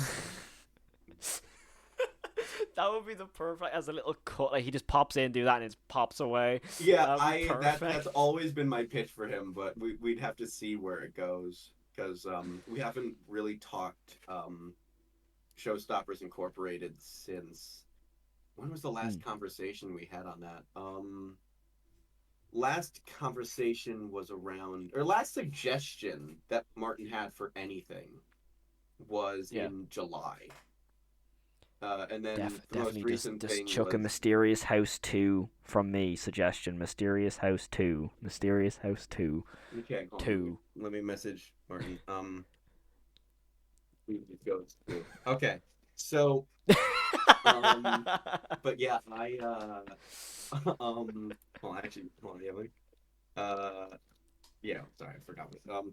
I was checking something. Yeah, the most recent thing that we've done, I think, involving Mysterious House was it was only really me, and I pitched three voices, or was it three or was it four? Four voices for characters, and I was like, I'm guessing you've seen all the pictures of the characters for showstoppers, right? On the Yeah. yeah. For Heidi, I was like, I think Heidi should sound like Ace from Powerful like that, like a. Sure. Looks like it's just you guys, us guys. Mayor Brickstone, I think, would sound like J.K. Simmons, that sort of like. And you think that Spider-Man is a hero? Well, I'm here to tell you it's not. Then Minnie, like the Chuck E. Cheese guy, would be like, "Well, what are y'all standing around for? We got a delivery to make for Raku." And then, what was the last one that I suggested? Oh my god, it was it was the detective who I can't remember his name. I think would sound like Clancy Yeah. Brown. That like, well, how about you get the fuck out of here before I crush you like a beer can? I can't do Yeah. Clancy. I wish I could do Clancy Brown, but yeah, I just I love Showstoppers. I can't wait to get to that shit, dude. I even like the designs look cool. Like like the art Fudge styles, it Martin. just looks cool. I mean, that dude can do anything, I swear. Yeah. And I mean, a nice little segue. He can also create really terrifying death scenes. Many of which have lived in my nightmares. But of course, what would be your favorite kill in the series? That's a question. So what I wrote down on this is so far there's something about each and every kill that does something unique that Hmm. like it makes it hard to compare for me because um like there are ones that you'll see. I'm not going to say which Yeah. ones, but you will see ones and they are all so unbelievably graphic. And Yes. god, I'm sorry, I'm just thinking about what Martin has told me about one of them, and oh my god, the visuals are gonna be insane. Um, I can but probably already guess, but I won't. it did. I won't tell you what the. I Yeah, of mean, you course. could theorize, but like, I'm not gonna confirm nor deny Yeah, anything. of course, of course, of course. But yeah, it's I think my favorite so far though has been Susan because it's so unbelievably horrifying. The idea of being immobilized, unable to speak essentially in this suit, and the breathing noise that Martin fucking made Oh, or made dude. the breathing noise that Martin got that like Yeah. noise is so so genuinely horrifying Hmm. because it's I'm sure it's the same for like anybody, but like there's that very real fear in a lot of those like deaths with like we all know what it's like to kind of like lose something. I'm trying to find the right way to put it. We lose some agency, be it like if somebody Yeah. has like sleep paralysis, they know what it's like to be able to not move, or Hmm. if like somebody has been in like a situation like they've been like mugged or something, they know what it's like to lose power in that situation. And Yeah. it that is so real. The way that Martin did it is that it feels so like you can tell what Susan is like feeling just in the way in the Yeah. fact that she can't do anything. She can't talk, she can't move. You now know what she's going through. And it's Oh, so totally. genuinely scary. I've always found it to be scary because of the scene in Lacrimosa. Lacrimosa, I Mm. think, made that scene. If you put the kill and then add on Lacrimosa straight after it, it 10 times worsens it because of like you see the head and the body's kind of like going. You see like the kind of like top part is kind of like pulsing forward, like the breathing, and you're like, oh my god, that's horrifying. Like I think it just adds to it so much. Yeah, it's again, Martin has this fucking talent, this unbelievable he has this just way of making everything feel so real. This like talent of horrifying and again, like you talk to him and you'd never tell because he's so Yeah. kind, he's so funny. Um, and then you watch the stuff he makes and you're just like, Yeah. Like it's like, oh. This is I nightmare fuel. What? oh my gosh, I love talking to him. He's such a genuinely kind man. Um, and I cannot wait for people to see 5 and 6, especially 6, because I'm not gonna spoil what it is, but there is some fucking spooky shit in that episode that didn't come through. But imagine I made like a low pitched, Oh. frightened whistle. Oh. This the. Yeah, just this shit. uh, I think that's kind of like a common thing that what I've heard is that episode 6 is meant to be crazy from what It's I've the from one what I've that been is, I hearing. think, the most legitimately visceral from what I've seen. Each episode does I something cannot unique, wait. and five and six serve their own like goals, and six is gonna be so. Oh, I can't wait. Speaking of kind of like the kills and stuff like that, obviously our boy Charles gets a fair bit of a beating from what we see in episode 3 anyway. A fair bit. I mean, yeah. But when it comes to Charles, is there like a characteristic he has that you're like, I love the way he's like? Because for me, his conversation with Susan before Susan's death is like he's a like just a nice guy. Seems like he has a bit of a laugh every now and again. That's what I get from him anyway. But yeah, what would your the characteristic of your view of the character? For me, um, there's a lot of. I, it sounds weird, but there's a lot of me in him. Hmm. That like I don't think it's like when I watch Walten Files, I'm like, oh, Charles is me. But Yeah. like me and Martin have talked about this, that like we can both see him having ADHD. That like behind the scenes, like he's a very fun person. That he's very like silly. He's not a very serious person. We've even talked about this with I'm gonna okay, actually, I had to think about that for a second. I almost did a very big spoiler, but Okay. there's Cool. Cool. actually, let me double check. Is that in fact a spoiler, or am I just stupid? Am I stupid, or am I? I will always be stupid, but let me at least check. Okay, ex-wife. Um, she's mentioned in Cyberfun Tech. Okay. Yeah, she is. Yeah, she's mentioned in staying at her mother's for the weekend with Lily when Oh, Susan asks, okay, "How's yeah. Lily?" So I won't. Yeah. Um, without giving anything too much away, but me and Martin have talked about the relationship between Charles and his ex-wife, and we've talked about the fact that like we don't think that they split on bad terms, that it was literally Mm. just a like maybe this just like wasn't for the best, and it's like the fact that he has this like harsh edge essentially of like that you can see. You'll see it soon enough, but like he's not like no, he's a little muffin man, but like Yeah. he has this like harshness to him, but he always wants to put his best foot forward, that his like kindest foot forward. Um, and like he tries to be friends with as many people as he can, to the point that I can see it kind of getting in the way of things. Like I can see it Mm. kind of becoming an issue, if that makes sense. That like he wants to make sure everyone is happy, and I think I see a lot of me in him, and Yeah. it's very, I guess, just charming to witness.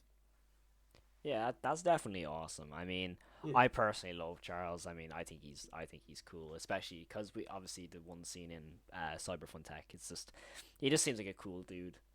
He just yeah. seems cool. It, Um, he's just he is everything I wish I could be. oh, dude, you're awesome. Don't say that. You're awesome, dude. Don't worry. Thank you. How you gonna And make me obviously, blush? you're welcome. But of course, when it comes to obviously you voice Charles and Boozoo and stuff. But what would be like a dream VA role? Of course, there's like so many voices that you do when it comes to your own series of Mario and stuff. But if you were to get that the offer of yeah, here you go, you have the option. Here you go. What would be that? Oh my god, yes. Okay, hold on. Give me quick, one quick, one quick little second. Just taking a second. Don't mind me. Do do do do do do do do do do do do do.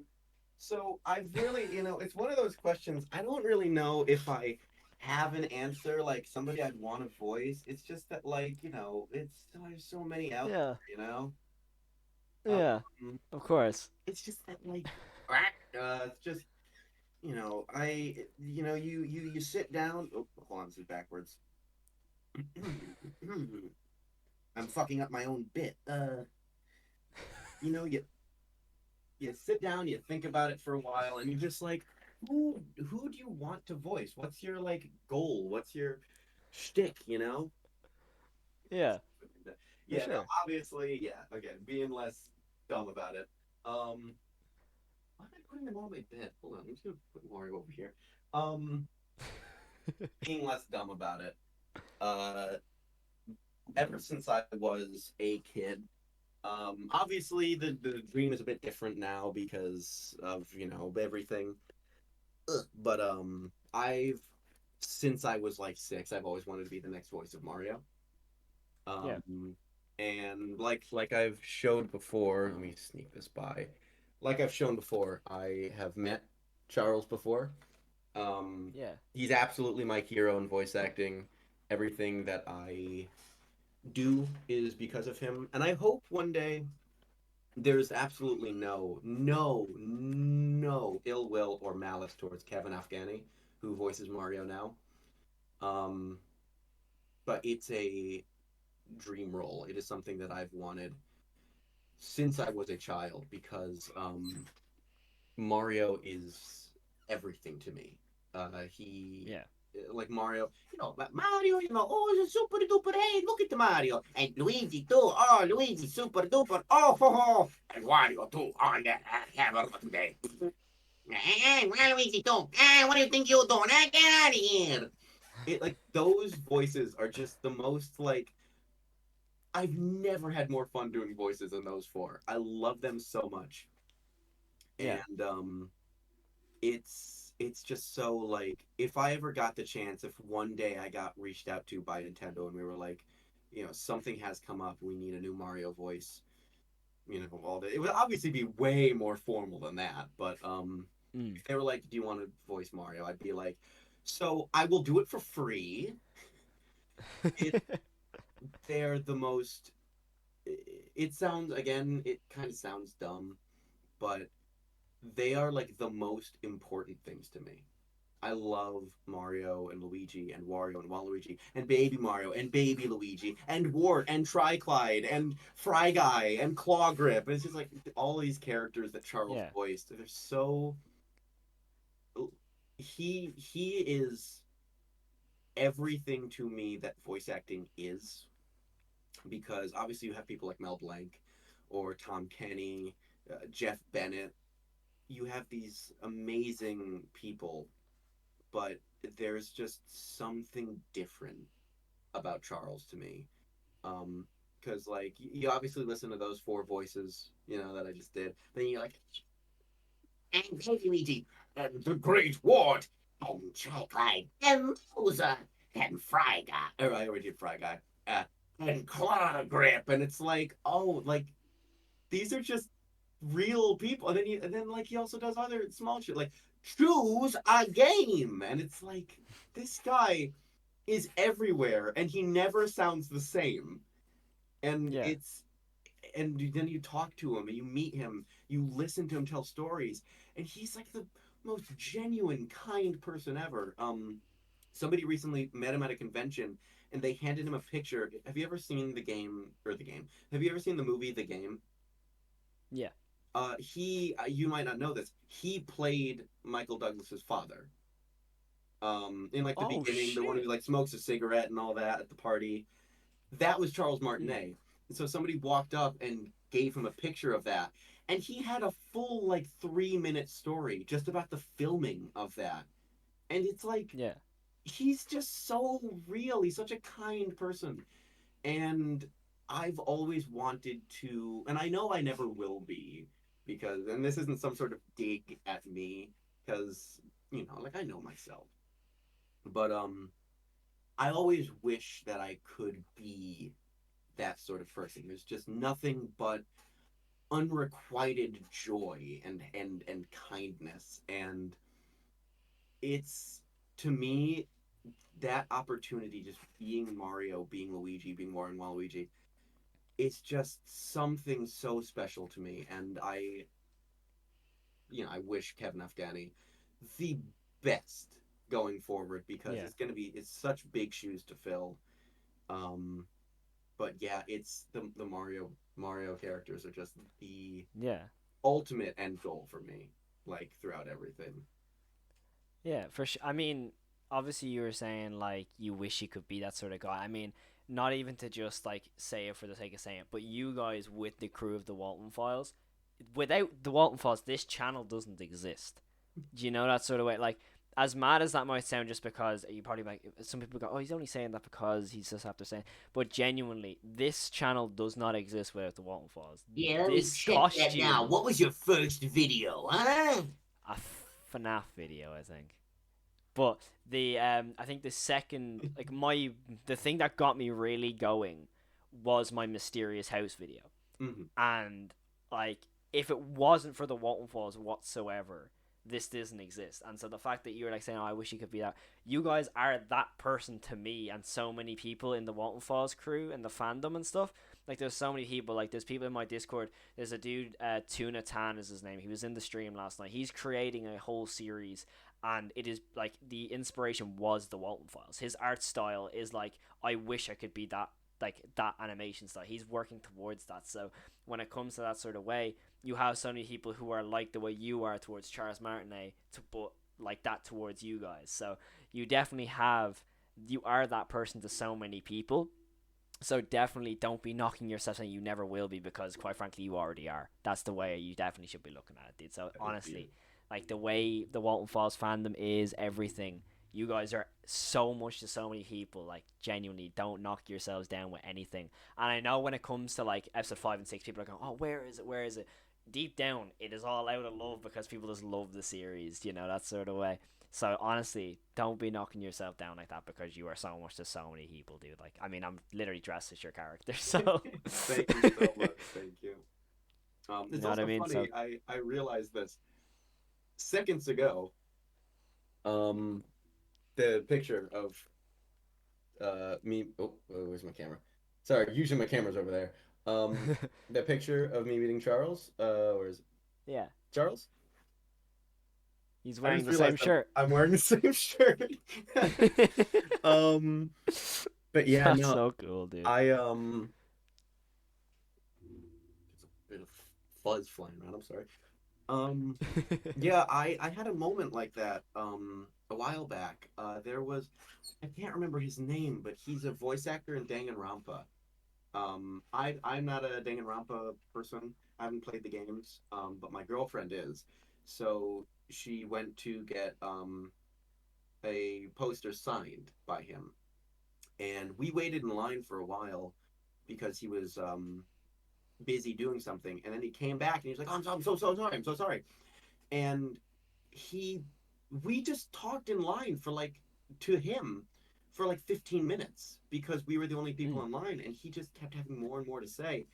And I mentioned how I do voice acting, and he was like, "Oh, like it's so unbelievably amazing, like you're gonna get like recognized by like people once you get to like a certain point, and it's the most like that never gets old. It never You never get sick of meeting fans." And like 3 hours after that, um, in a full like Mario outfit. So like I don't have my beard. Like I have a giant fake mustache. I have the. Can I reach? Well, I'll put Luigi on. Like I have this giant hat covering most of my hair, Yeah. and I'm not wearing clothes that I typically wear. Somebody stops me and goes like, "Hold on, do you voice Boozoo?" And I was like, no way that this happened. Yeah. And I ended up finding him the next day, and I was like, that thing you were telling me about meeting fans, that happened to me. Mm. And the amount of times when I've gone as Boozoo and people have been like, "Oh wow, I love that character," and I'm just like, "You'll never guess what." And it's so fun to like meet fans, and like things like this. I appreciate this so much because like it feels very real. Like I can tell like that you're genuinely a fan, and that Yeah. like the appreciation obviously goes both ways, and that like I know that in the most positive way possible. Like the fact that I'm making a difference by just going like, "What a wonderful surprise!" It's like, oh Yeah. my god, like that's doing something for people. That me doing that is the same as when. Hold on, let me grab this. The same as when I met Charles. He signed my copy of Waterworld, and he was like, To Kyle, have a rotten day. and I was just like, Oh my god. and Yeah. like the fact that it's happening now, where like I'm meeting people who I don't know if it's the exact same comparison of like you are the reason that I am like, oh, I guess it is the, yeah, that's what you said, yeah. Yeah. um It's it's the exact reason. so yeah, the exact one. Don't Exact one. forget it. It's But Yeah. no, it's it's I don't know why I like pointed at the screen like a Smiling Friends character. Don't you be forgetting that. Um, but no, it's so wild to me knowing that it's that I've just gotten to this point. It's so unbelievable, and I have to thank people like you. I have to thank the people watching, because obviously the people watching, like, if they're just like regular, like casual, like, oh hey, new episode, cool, like Yeah. they're gonna watch it. But people who watch this are the people who like really, really care about the series, and these people, you, I'm looking at you in specific, Dan. Um, they're all like the fact that like people are so interested in this and that they want to know more about us is Yeah. so, it's just like, oh my god. Yeah. For sure. I honestly, I have no idea what to say. It's just the most like flattering thing possible that like Oh, I've. for sure. I mean, you do an excellent job, so you deserve that link. Like, you know what I mean? And like, I'm trying to like talk not only as a fan, but just as like a normal person, like who does content as well, because I don't want to go, oh yeah, yeah, I'm a fan by the way. Remember, yeah, I'm a fan, yeah, yeah. But like, it's the You fact remember that that I we like your all. content? Do you remember that? Do you remember? You like? You Do you know that I remember like like I your really stuff, like right? Boozoo? Do you remember like did you see my Yeah. costume? Did you see it? Like, you know what I mean? So like it's when it comes that way, like you deserve all that recognition because the series has gotten to a point where it's doing so well because of how well it's portrayed. And like you can definitely see like the inspiration of so many things because I just normally do analog horror reactions and people will send me videos and they'll go, "This was inspired by the Walten Files." They will just say it straight up. This is purely Walten Files inspired, and like it's like it is crazy how much you actually see that. So you all deserve so much credit, like and more. Like genuinely, we all love you guys. It's genuinely insane. So Thank you so definitely. so much. It So it really honestly, does dude, mean the don't world. keep it up, dude. I mean, all I'm saying is you best believe the first person you'll see in the premiere for 5 and 6 is me. So If you're not you'll there, see if it. you're not the first one in line, I'm gonna register a complaint. I mean, hey, it could be 4 in the morning for me. I could have an exam the next day. I'll still be there. I mean, I Uh, nearly sacrificed a trip to Italy for the episode 4, so you lucky bastard! Oh my god, I've always wanted to go to Italy. it's so sick. But the food we had in the restaurant was so shit. And considering it was Italy, we were like, dude, what? What? Oh Like, my dead god! serious. Like, we as a group were like, because obviously we went with teachers, so we're like, oh yeah, sir, can we just go to the pizzeria instead of eating here? And they were like, yeah, sure, we understand. Let's just get Yeah, let's just Sicilian get out of pizza. here. There's Literally, a pizza just place get. that I love. Oh my god! Next time I'm in that general like area, there's a pizza place that I would go to occasionally. That I was friends with the owner, and he was the kindest person. It's just, oh, I gotta go there again sometime. I just love pizza. So do I. It's so good. I've been learning to Um, make my own pizza, and I haven't made one in a while, but I gotta make one yeah, sometime soon. I worked as a chef for like a year, so like I got to like make a few things here and there. Hmm. It's awesome. It's really stressful I though. I I love cooking. I'm slowly learning to cook more and more, and my girlfriend has been sending me food things, just like, if you made this food for me, I would just marry you on the spot. And I'm just like, don't say that because now I want to make it.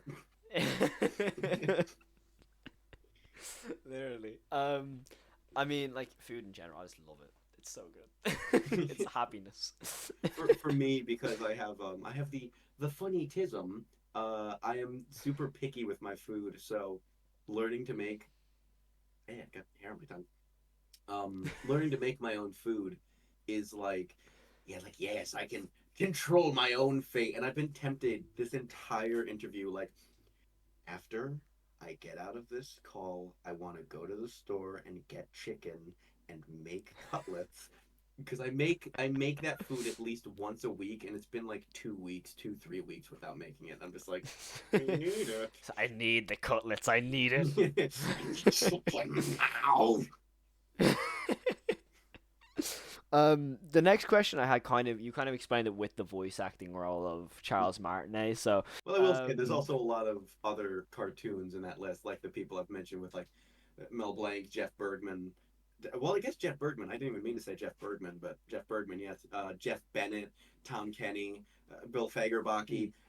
These like amazing people who I watch. I don't know if you know. Do you ever watch Invader Zim? Invaders. Invader Zim.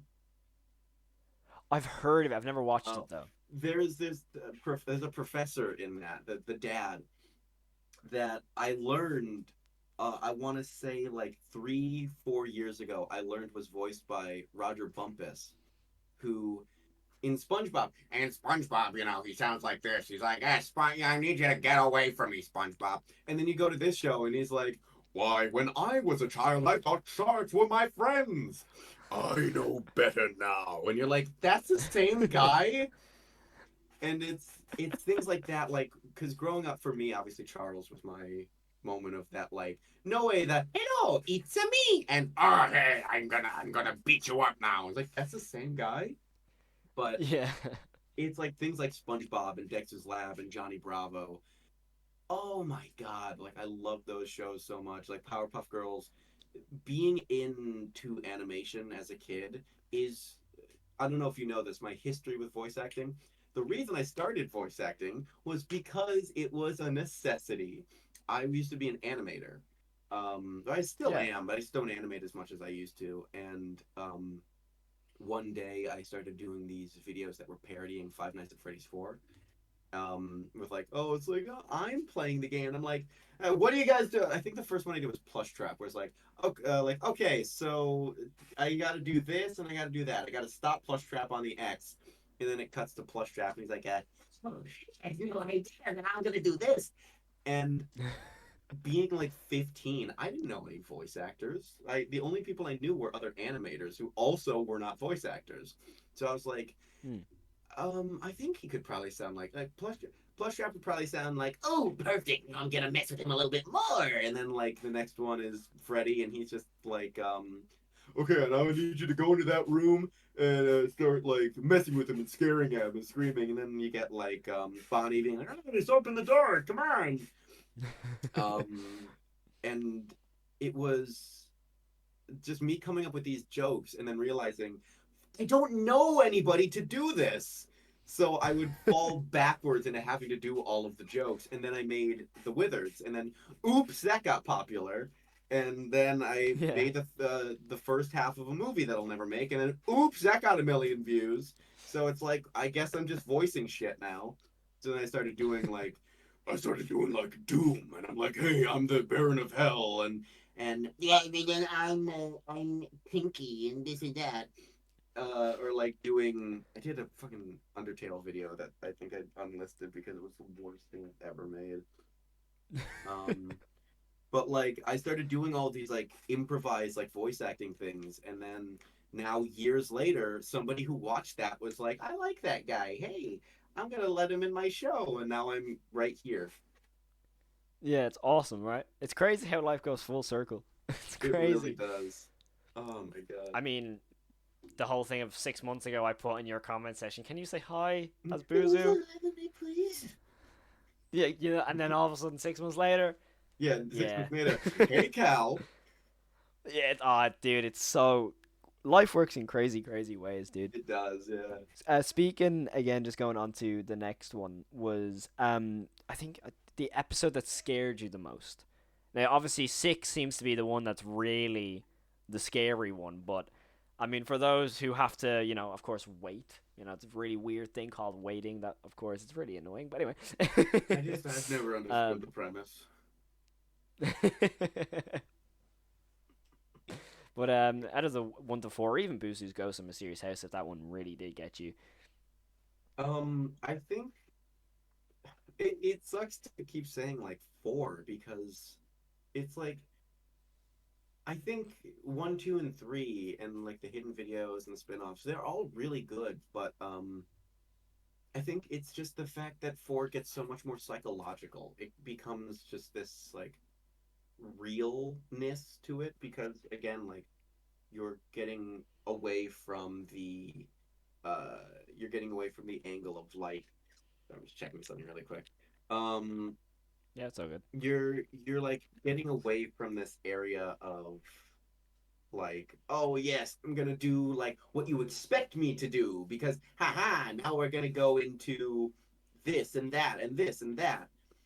But with 4 and then 5 and 6, you're gonna get the scares that you got initially, but you're not gonna expect them now, even less because, or you're gonna expect them even less because instead of it being like, oh well, this shot's starting to like set up what's going on, anything can happen. It could be any setup gives you that anticipation of the fear, and I think 4 really sold that build up in the most convincing way to me.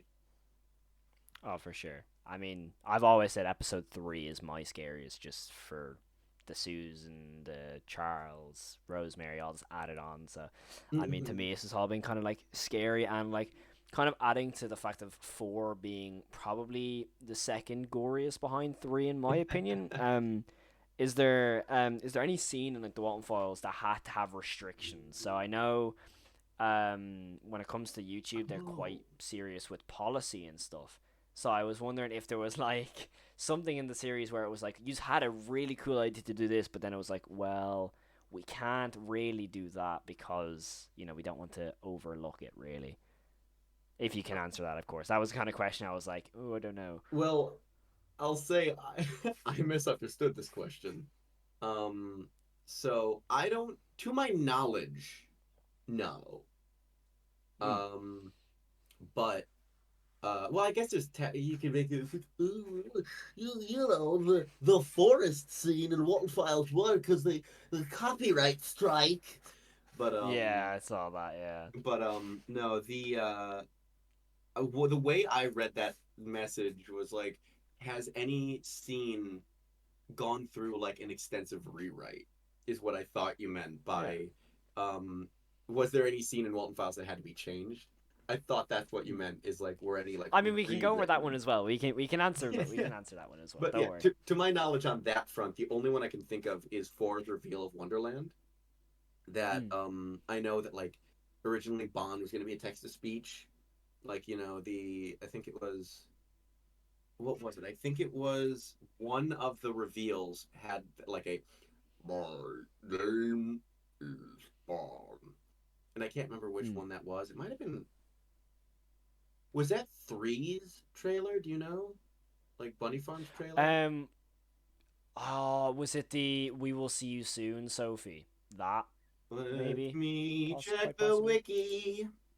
I'm gonna check the wiki. I think it was. It was like, "They will see you soon, Sophie," with like Showbear because or he whatever, says like whatever he's called. he like mutters this like, my name is Donovan, like something like that. Company introductory. No, not that. Not I mean, five. fun fact: I actually keep away from most of the hidden teasers because I want to be completely surprised. So like any of like the really Oh, it hidden was stuff, I kind of Boozoo's leave holiday there. message. That's what it was. It was the Christmas thing that like it hold on, I'll just share my screen real quick. It's like hiding. It's all good. this. Oh yeah, no, hold on. It got I know it got re-uploaded. Here we go. Nope. Where's the re-upload? I know there's a re-upload. I'll just look it up manually. Hey, there's me. This is you.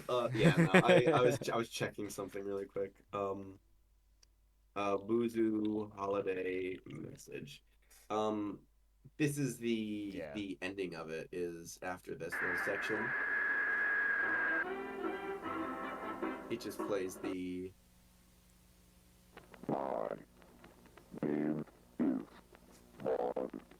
So originally Bond was Dude. going to be text to speech, but then Martin That's so was like, creepy. "Oh, I don't know if I want that for Bond." Yeah. So he was like, "Oh, what should we do?" And I think Ava was like, "What about this sort of voice?" Um, and did that? Did it happen? Happened, and then now we are That voice here. is always so cool. It is That one of voice my. is so cool. I remember asking Ava when she first revealed it. I was like, was there G-Man influence?" And she was like, "No." And I was just like, you know what? I don't care. It's just the coolest voice, and I'm just hearing another voice I like in it. Oh, it's awesome. It's just because it's like you don't see any, you just hear, I can see you, or something I like that. can hear you. I am very excited that hopefully you might have to really dig or like ask people in the Discord about it. But I have teased a scene that I wrote, Hmm. and I've tried to get that tone.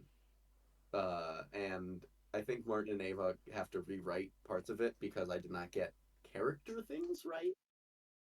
But I'm hoping that I got the scene, like the tone right. Oh, now I'm gonna have to go digging in the Discord now. This video doesn't come out. This video is actually gonna come out after 6. Yeah, After because you episode have to 6. because I just sent like an entire like 3 paragraphs worth of like E. Yeah. But yeah, no, I just think the Wonderland scene, it might have been very different from the beginning, but from what I know, it got changed quite a bit Yeah. once we started I like think I getting remember to Caroline saying that yeah. as well, because I remember Caroline said that was the most recent thing they recorded for the series when it comes to Mm. episode 4, because it was like the most recent. But kind of like staying on the course of Bond specifically because he's the big bad. Which of the animatronics do you think you could survive the easiest? Because obviously we got Bond as the main dude, and I remember when I asked Caroline this question, they were like, "Oh well, technically Boozoo, Sean, they're not killers, technically," which is fair. But if there's a specific one, you're like, "Yeah, I could take them." I might have my lore wrong, but isn't the easy answer just Banny? Yeah, Like it's just that's just not gonna move. Just yeah, kick it in the head, true. walk away, and I'm like, I defeated Banny. Yeah, I mean, yeah, technically, because Banny's just decommissioned and Billy rolls in like, okay, yeah, Banny's gone, by the way, guys. Yep, see you later. It's gone. Yeah, it's I because like I know Coral was like I can take them all on. Yeah, Yeah, but it's like yeah. with me, I'm just like I'm gonna go the easy route. Like I'm not fighting these things. They're all gonna kill me. I'm a weak, pathetic bitch. Oh, dude, I'm still. There's a running joke on the channel that I could take Bon. It's a running joke at this stage. I I No. mean, if you think you could, all the power to you, but like you might need to write your last will and testament.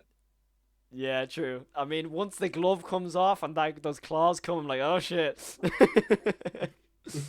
Oh, dude, I'm praying that there is a scene where you get a close up of Bond just doing that.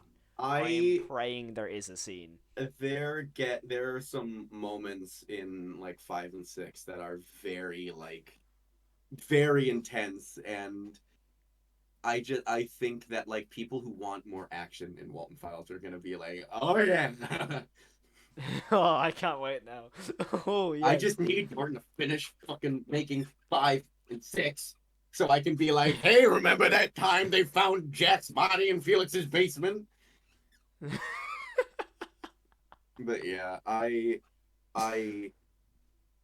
fuck, I'm just so excited for 5 and 6. You don't even understand. You're excited. And there are other things. Yeah, I'm excited, and I've seen it.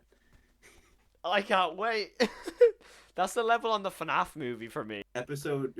Chapter 6 of Super Brothers on Team Noki Noki was like, we usually pump out an episode every like 6 to 7 months, and it took us a year to get this newest episode out because just everything happened in life, and we were just like, oh well, oh yeah. Yeah.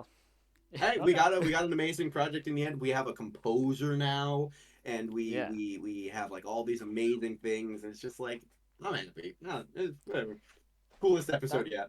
Watch Super Brothers that's what right now. Team Noki Noki. Watch it. Watch it. Episode 5 and 6 doesn't come out until you watch it. Watch my Mario. I mean, when it comes to series, especially because obviously whenever I stream Walten Files, everyone's like, when is it coming out? I'm like, oh yeah, I definitely know. And like, basically, like, I always say to them, well, Martin has stated why it's not come out.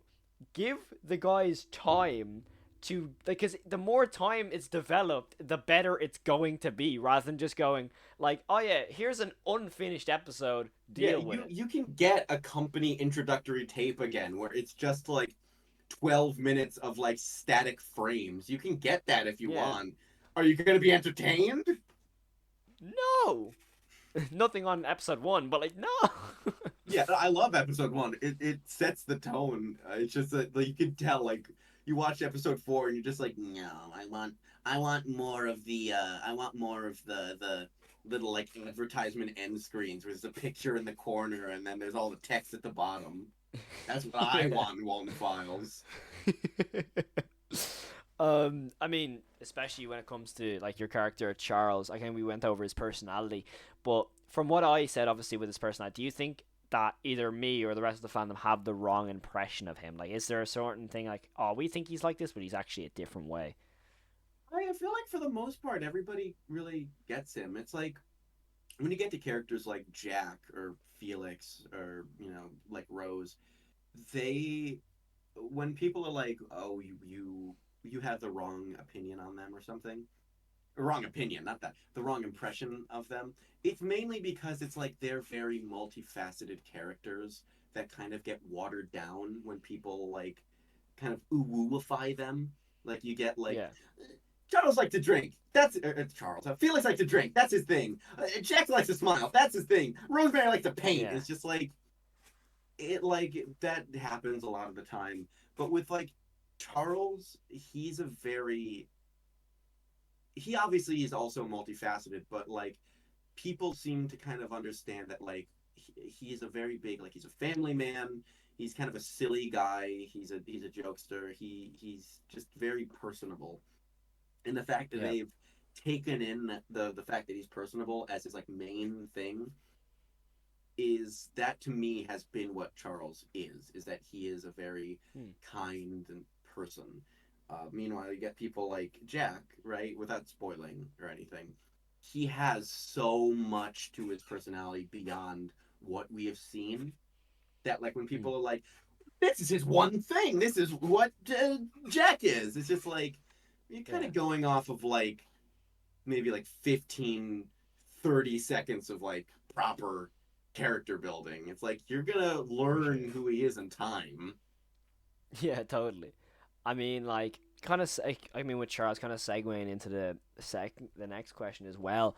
His like everything just seems to be that the Walten Files characters, especially Susan and Charles specifically, and Rose, they're such nice characters by what they seem. Obviously, I haven't seen much of Rosemary, but they seem to get done so dirty by Bon, like so dirty.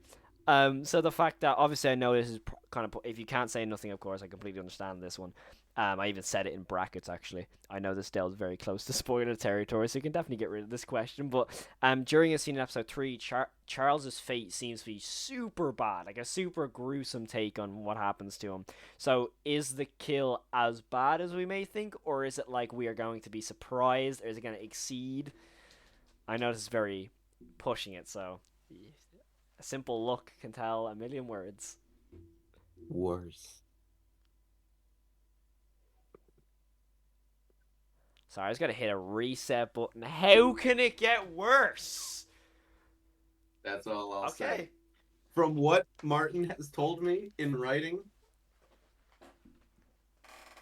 Martin, that's all I'm gonna ask. I promise. I'm not pushing for a spoiler. That's all I'm asking. Martin, I'm not gonna ask anything like it's just I'm gonna get rid of every question. The only question I'm gonna ask you, Martin, is how did Charles die? Yeah, like literally, I got the one thing I say to Martin. Martin, I don't care about anything else. Just tell me how Charles dies. You turn off the camera. You're like, oh, thank you for coming to the interview. Okay, everyone's How off. does he Just do it? Please, I need to know, please. Please. I have talked to Martin again without spoilers. It's no secret that he is going to die because I've talked about the fact that I've had to record death audio. But oh god, I think it's my favorite. That I think is my favorite kill. But that's all I'll say. That's all I'll say, and it's Fair. purely not even because of the kill itself. It's because what happens before and after the kill. That's all I'll That say. is- That's all you're getting. Yeah, that's all I'm gonna push for as well. I'm not gonna do like that because yeah, the interview ends. All he wanted to know was how he died, guys. That's how he wanted to know. Yeah. But tell me. It's like Homer with bars like. Why you little? But segueing on to the next question, because obviously I don't want to delve too much onto that one because of spoilers, of course. But I'm gonna kind of go off this question as well with if you could voice any other character in this series, who would you want to voice? But also, was there anyone else you auditioned for, or was there anything else, or was it just kind of a singular audition and Martin was like, oh yeah, that voice would work for that character? Like, how did it really work with the whole audition and stuff like that? Well, the audition was just Boozoo because everybody else in the lineup was female, and unlike Coral, I can't really do a convincing female voice. I can't like, oh, it's me, Susan. Like I can't do it. Yeah. But I can do this sort of voice just fine. And so I did that. I auditioned for Boozoo, and then I think Martin asking if I could do Charles was kind of in passing. Like he was like, "Do you think you could do Charles?" And I was like, "Oh, what about a voice like this? Hey, it's me, Charles. How you doing?" And he was like, "That's good. Yeah, I like that. Let's use that." Yeah. And then I was really self-conscious. You'll notice in the beginning of episode 4 when he starts talking, his voice is lower than usual. And it's because I was like, I gotta pitch down like, oh, he sounds like me. But Charles like this. And then he asked me about TVA, and fun fact, I was on one of the first dates with my girlfriend when he asked me. He was like, what kind of voice could you see this guy having? And I was like, oh, this big guy, I'm a TV man. And then I panned over to my girlfriend who was eating KFC, and she was like, chicken.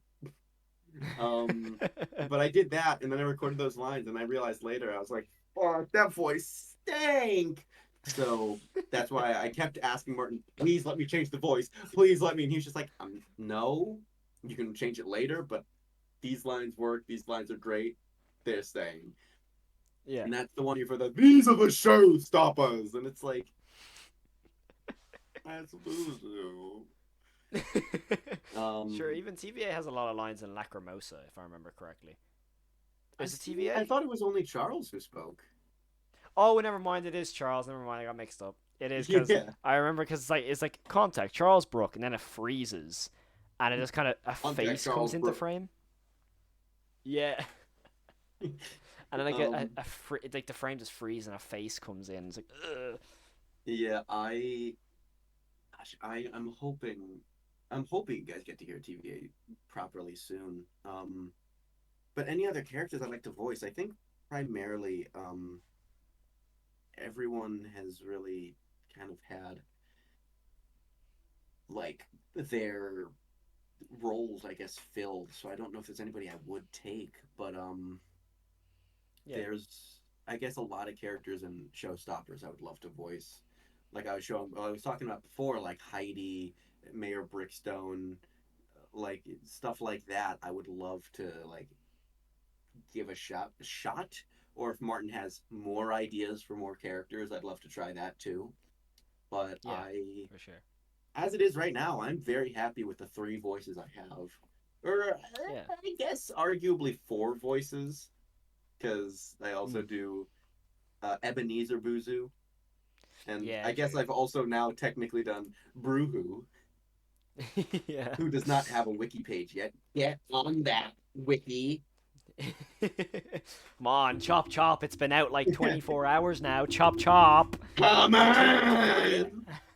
And then I say like, oh yeah, one time I coughed so hard I cooed on a space, and then it'll be like all over my page within like 3 seconds, and it's like, huh? That's what happens. Like I guarantee you, there's. I said it with the Coraline interview as well. I guarantee there is someone right now with a notebook writing down everything that is said. Write that down, No write that matter. down, because he's doing the. Oh my god! Like you just hear like as soon as episode 5 and 6 mention, you just hear the little ding. Everyone get rolled. Like as anytime it's like a little mention of episode 5 and 6. Okay, okay, write that down. Write that down. Okay.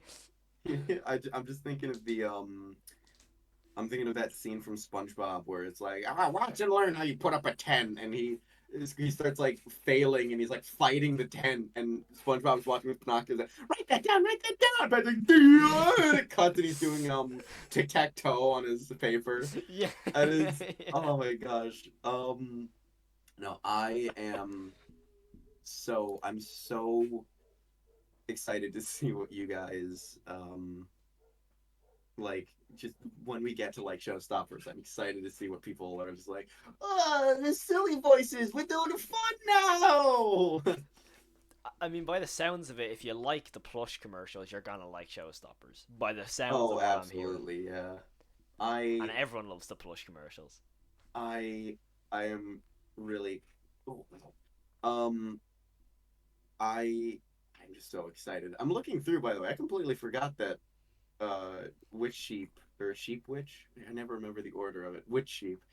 Yeah, Completely forgot she was text to speech initially. yeah, completely. Oh, you. Or, I need to like frame myself better to how Martin like did posing in that thing. Oh, children, we will take you in now. It's like Yeah. was Hello, little children. I'm So very perfect.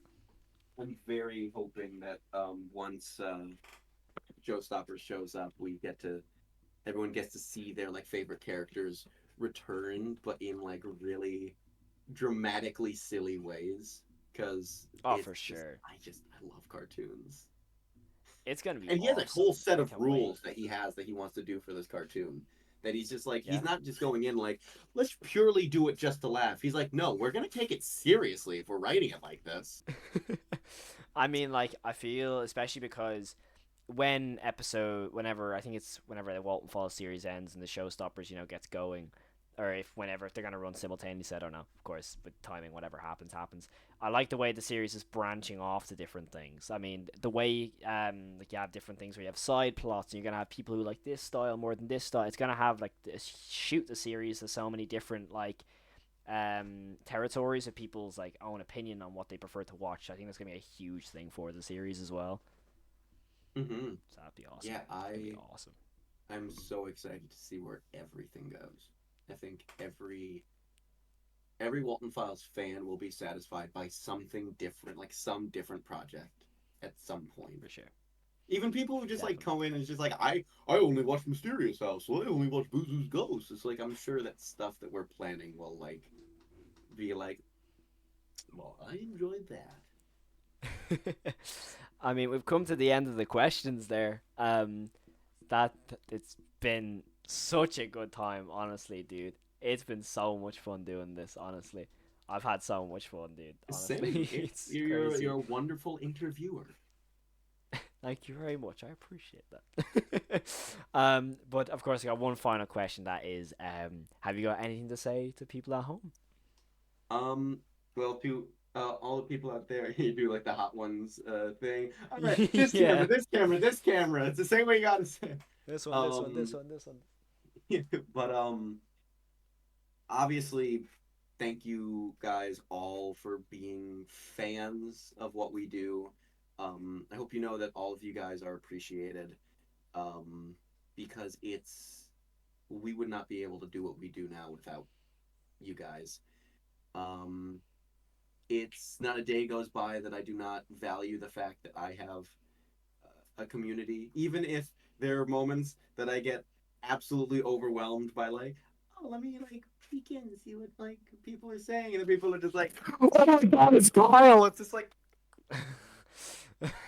oh, which has happened before. That like I've been jump scared by the fact people start like screaming about me joining spaces, and I'm just like, Hi. what are you talking about? But it's so I appreciate all you guys, even if I do get like scared by moments like that. You guys mean the world to us because we wouldn't be able to do what we do without you.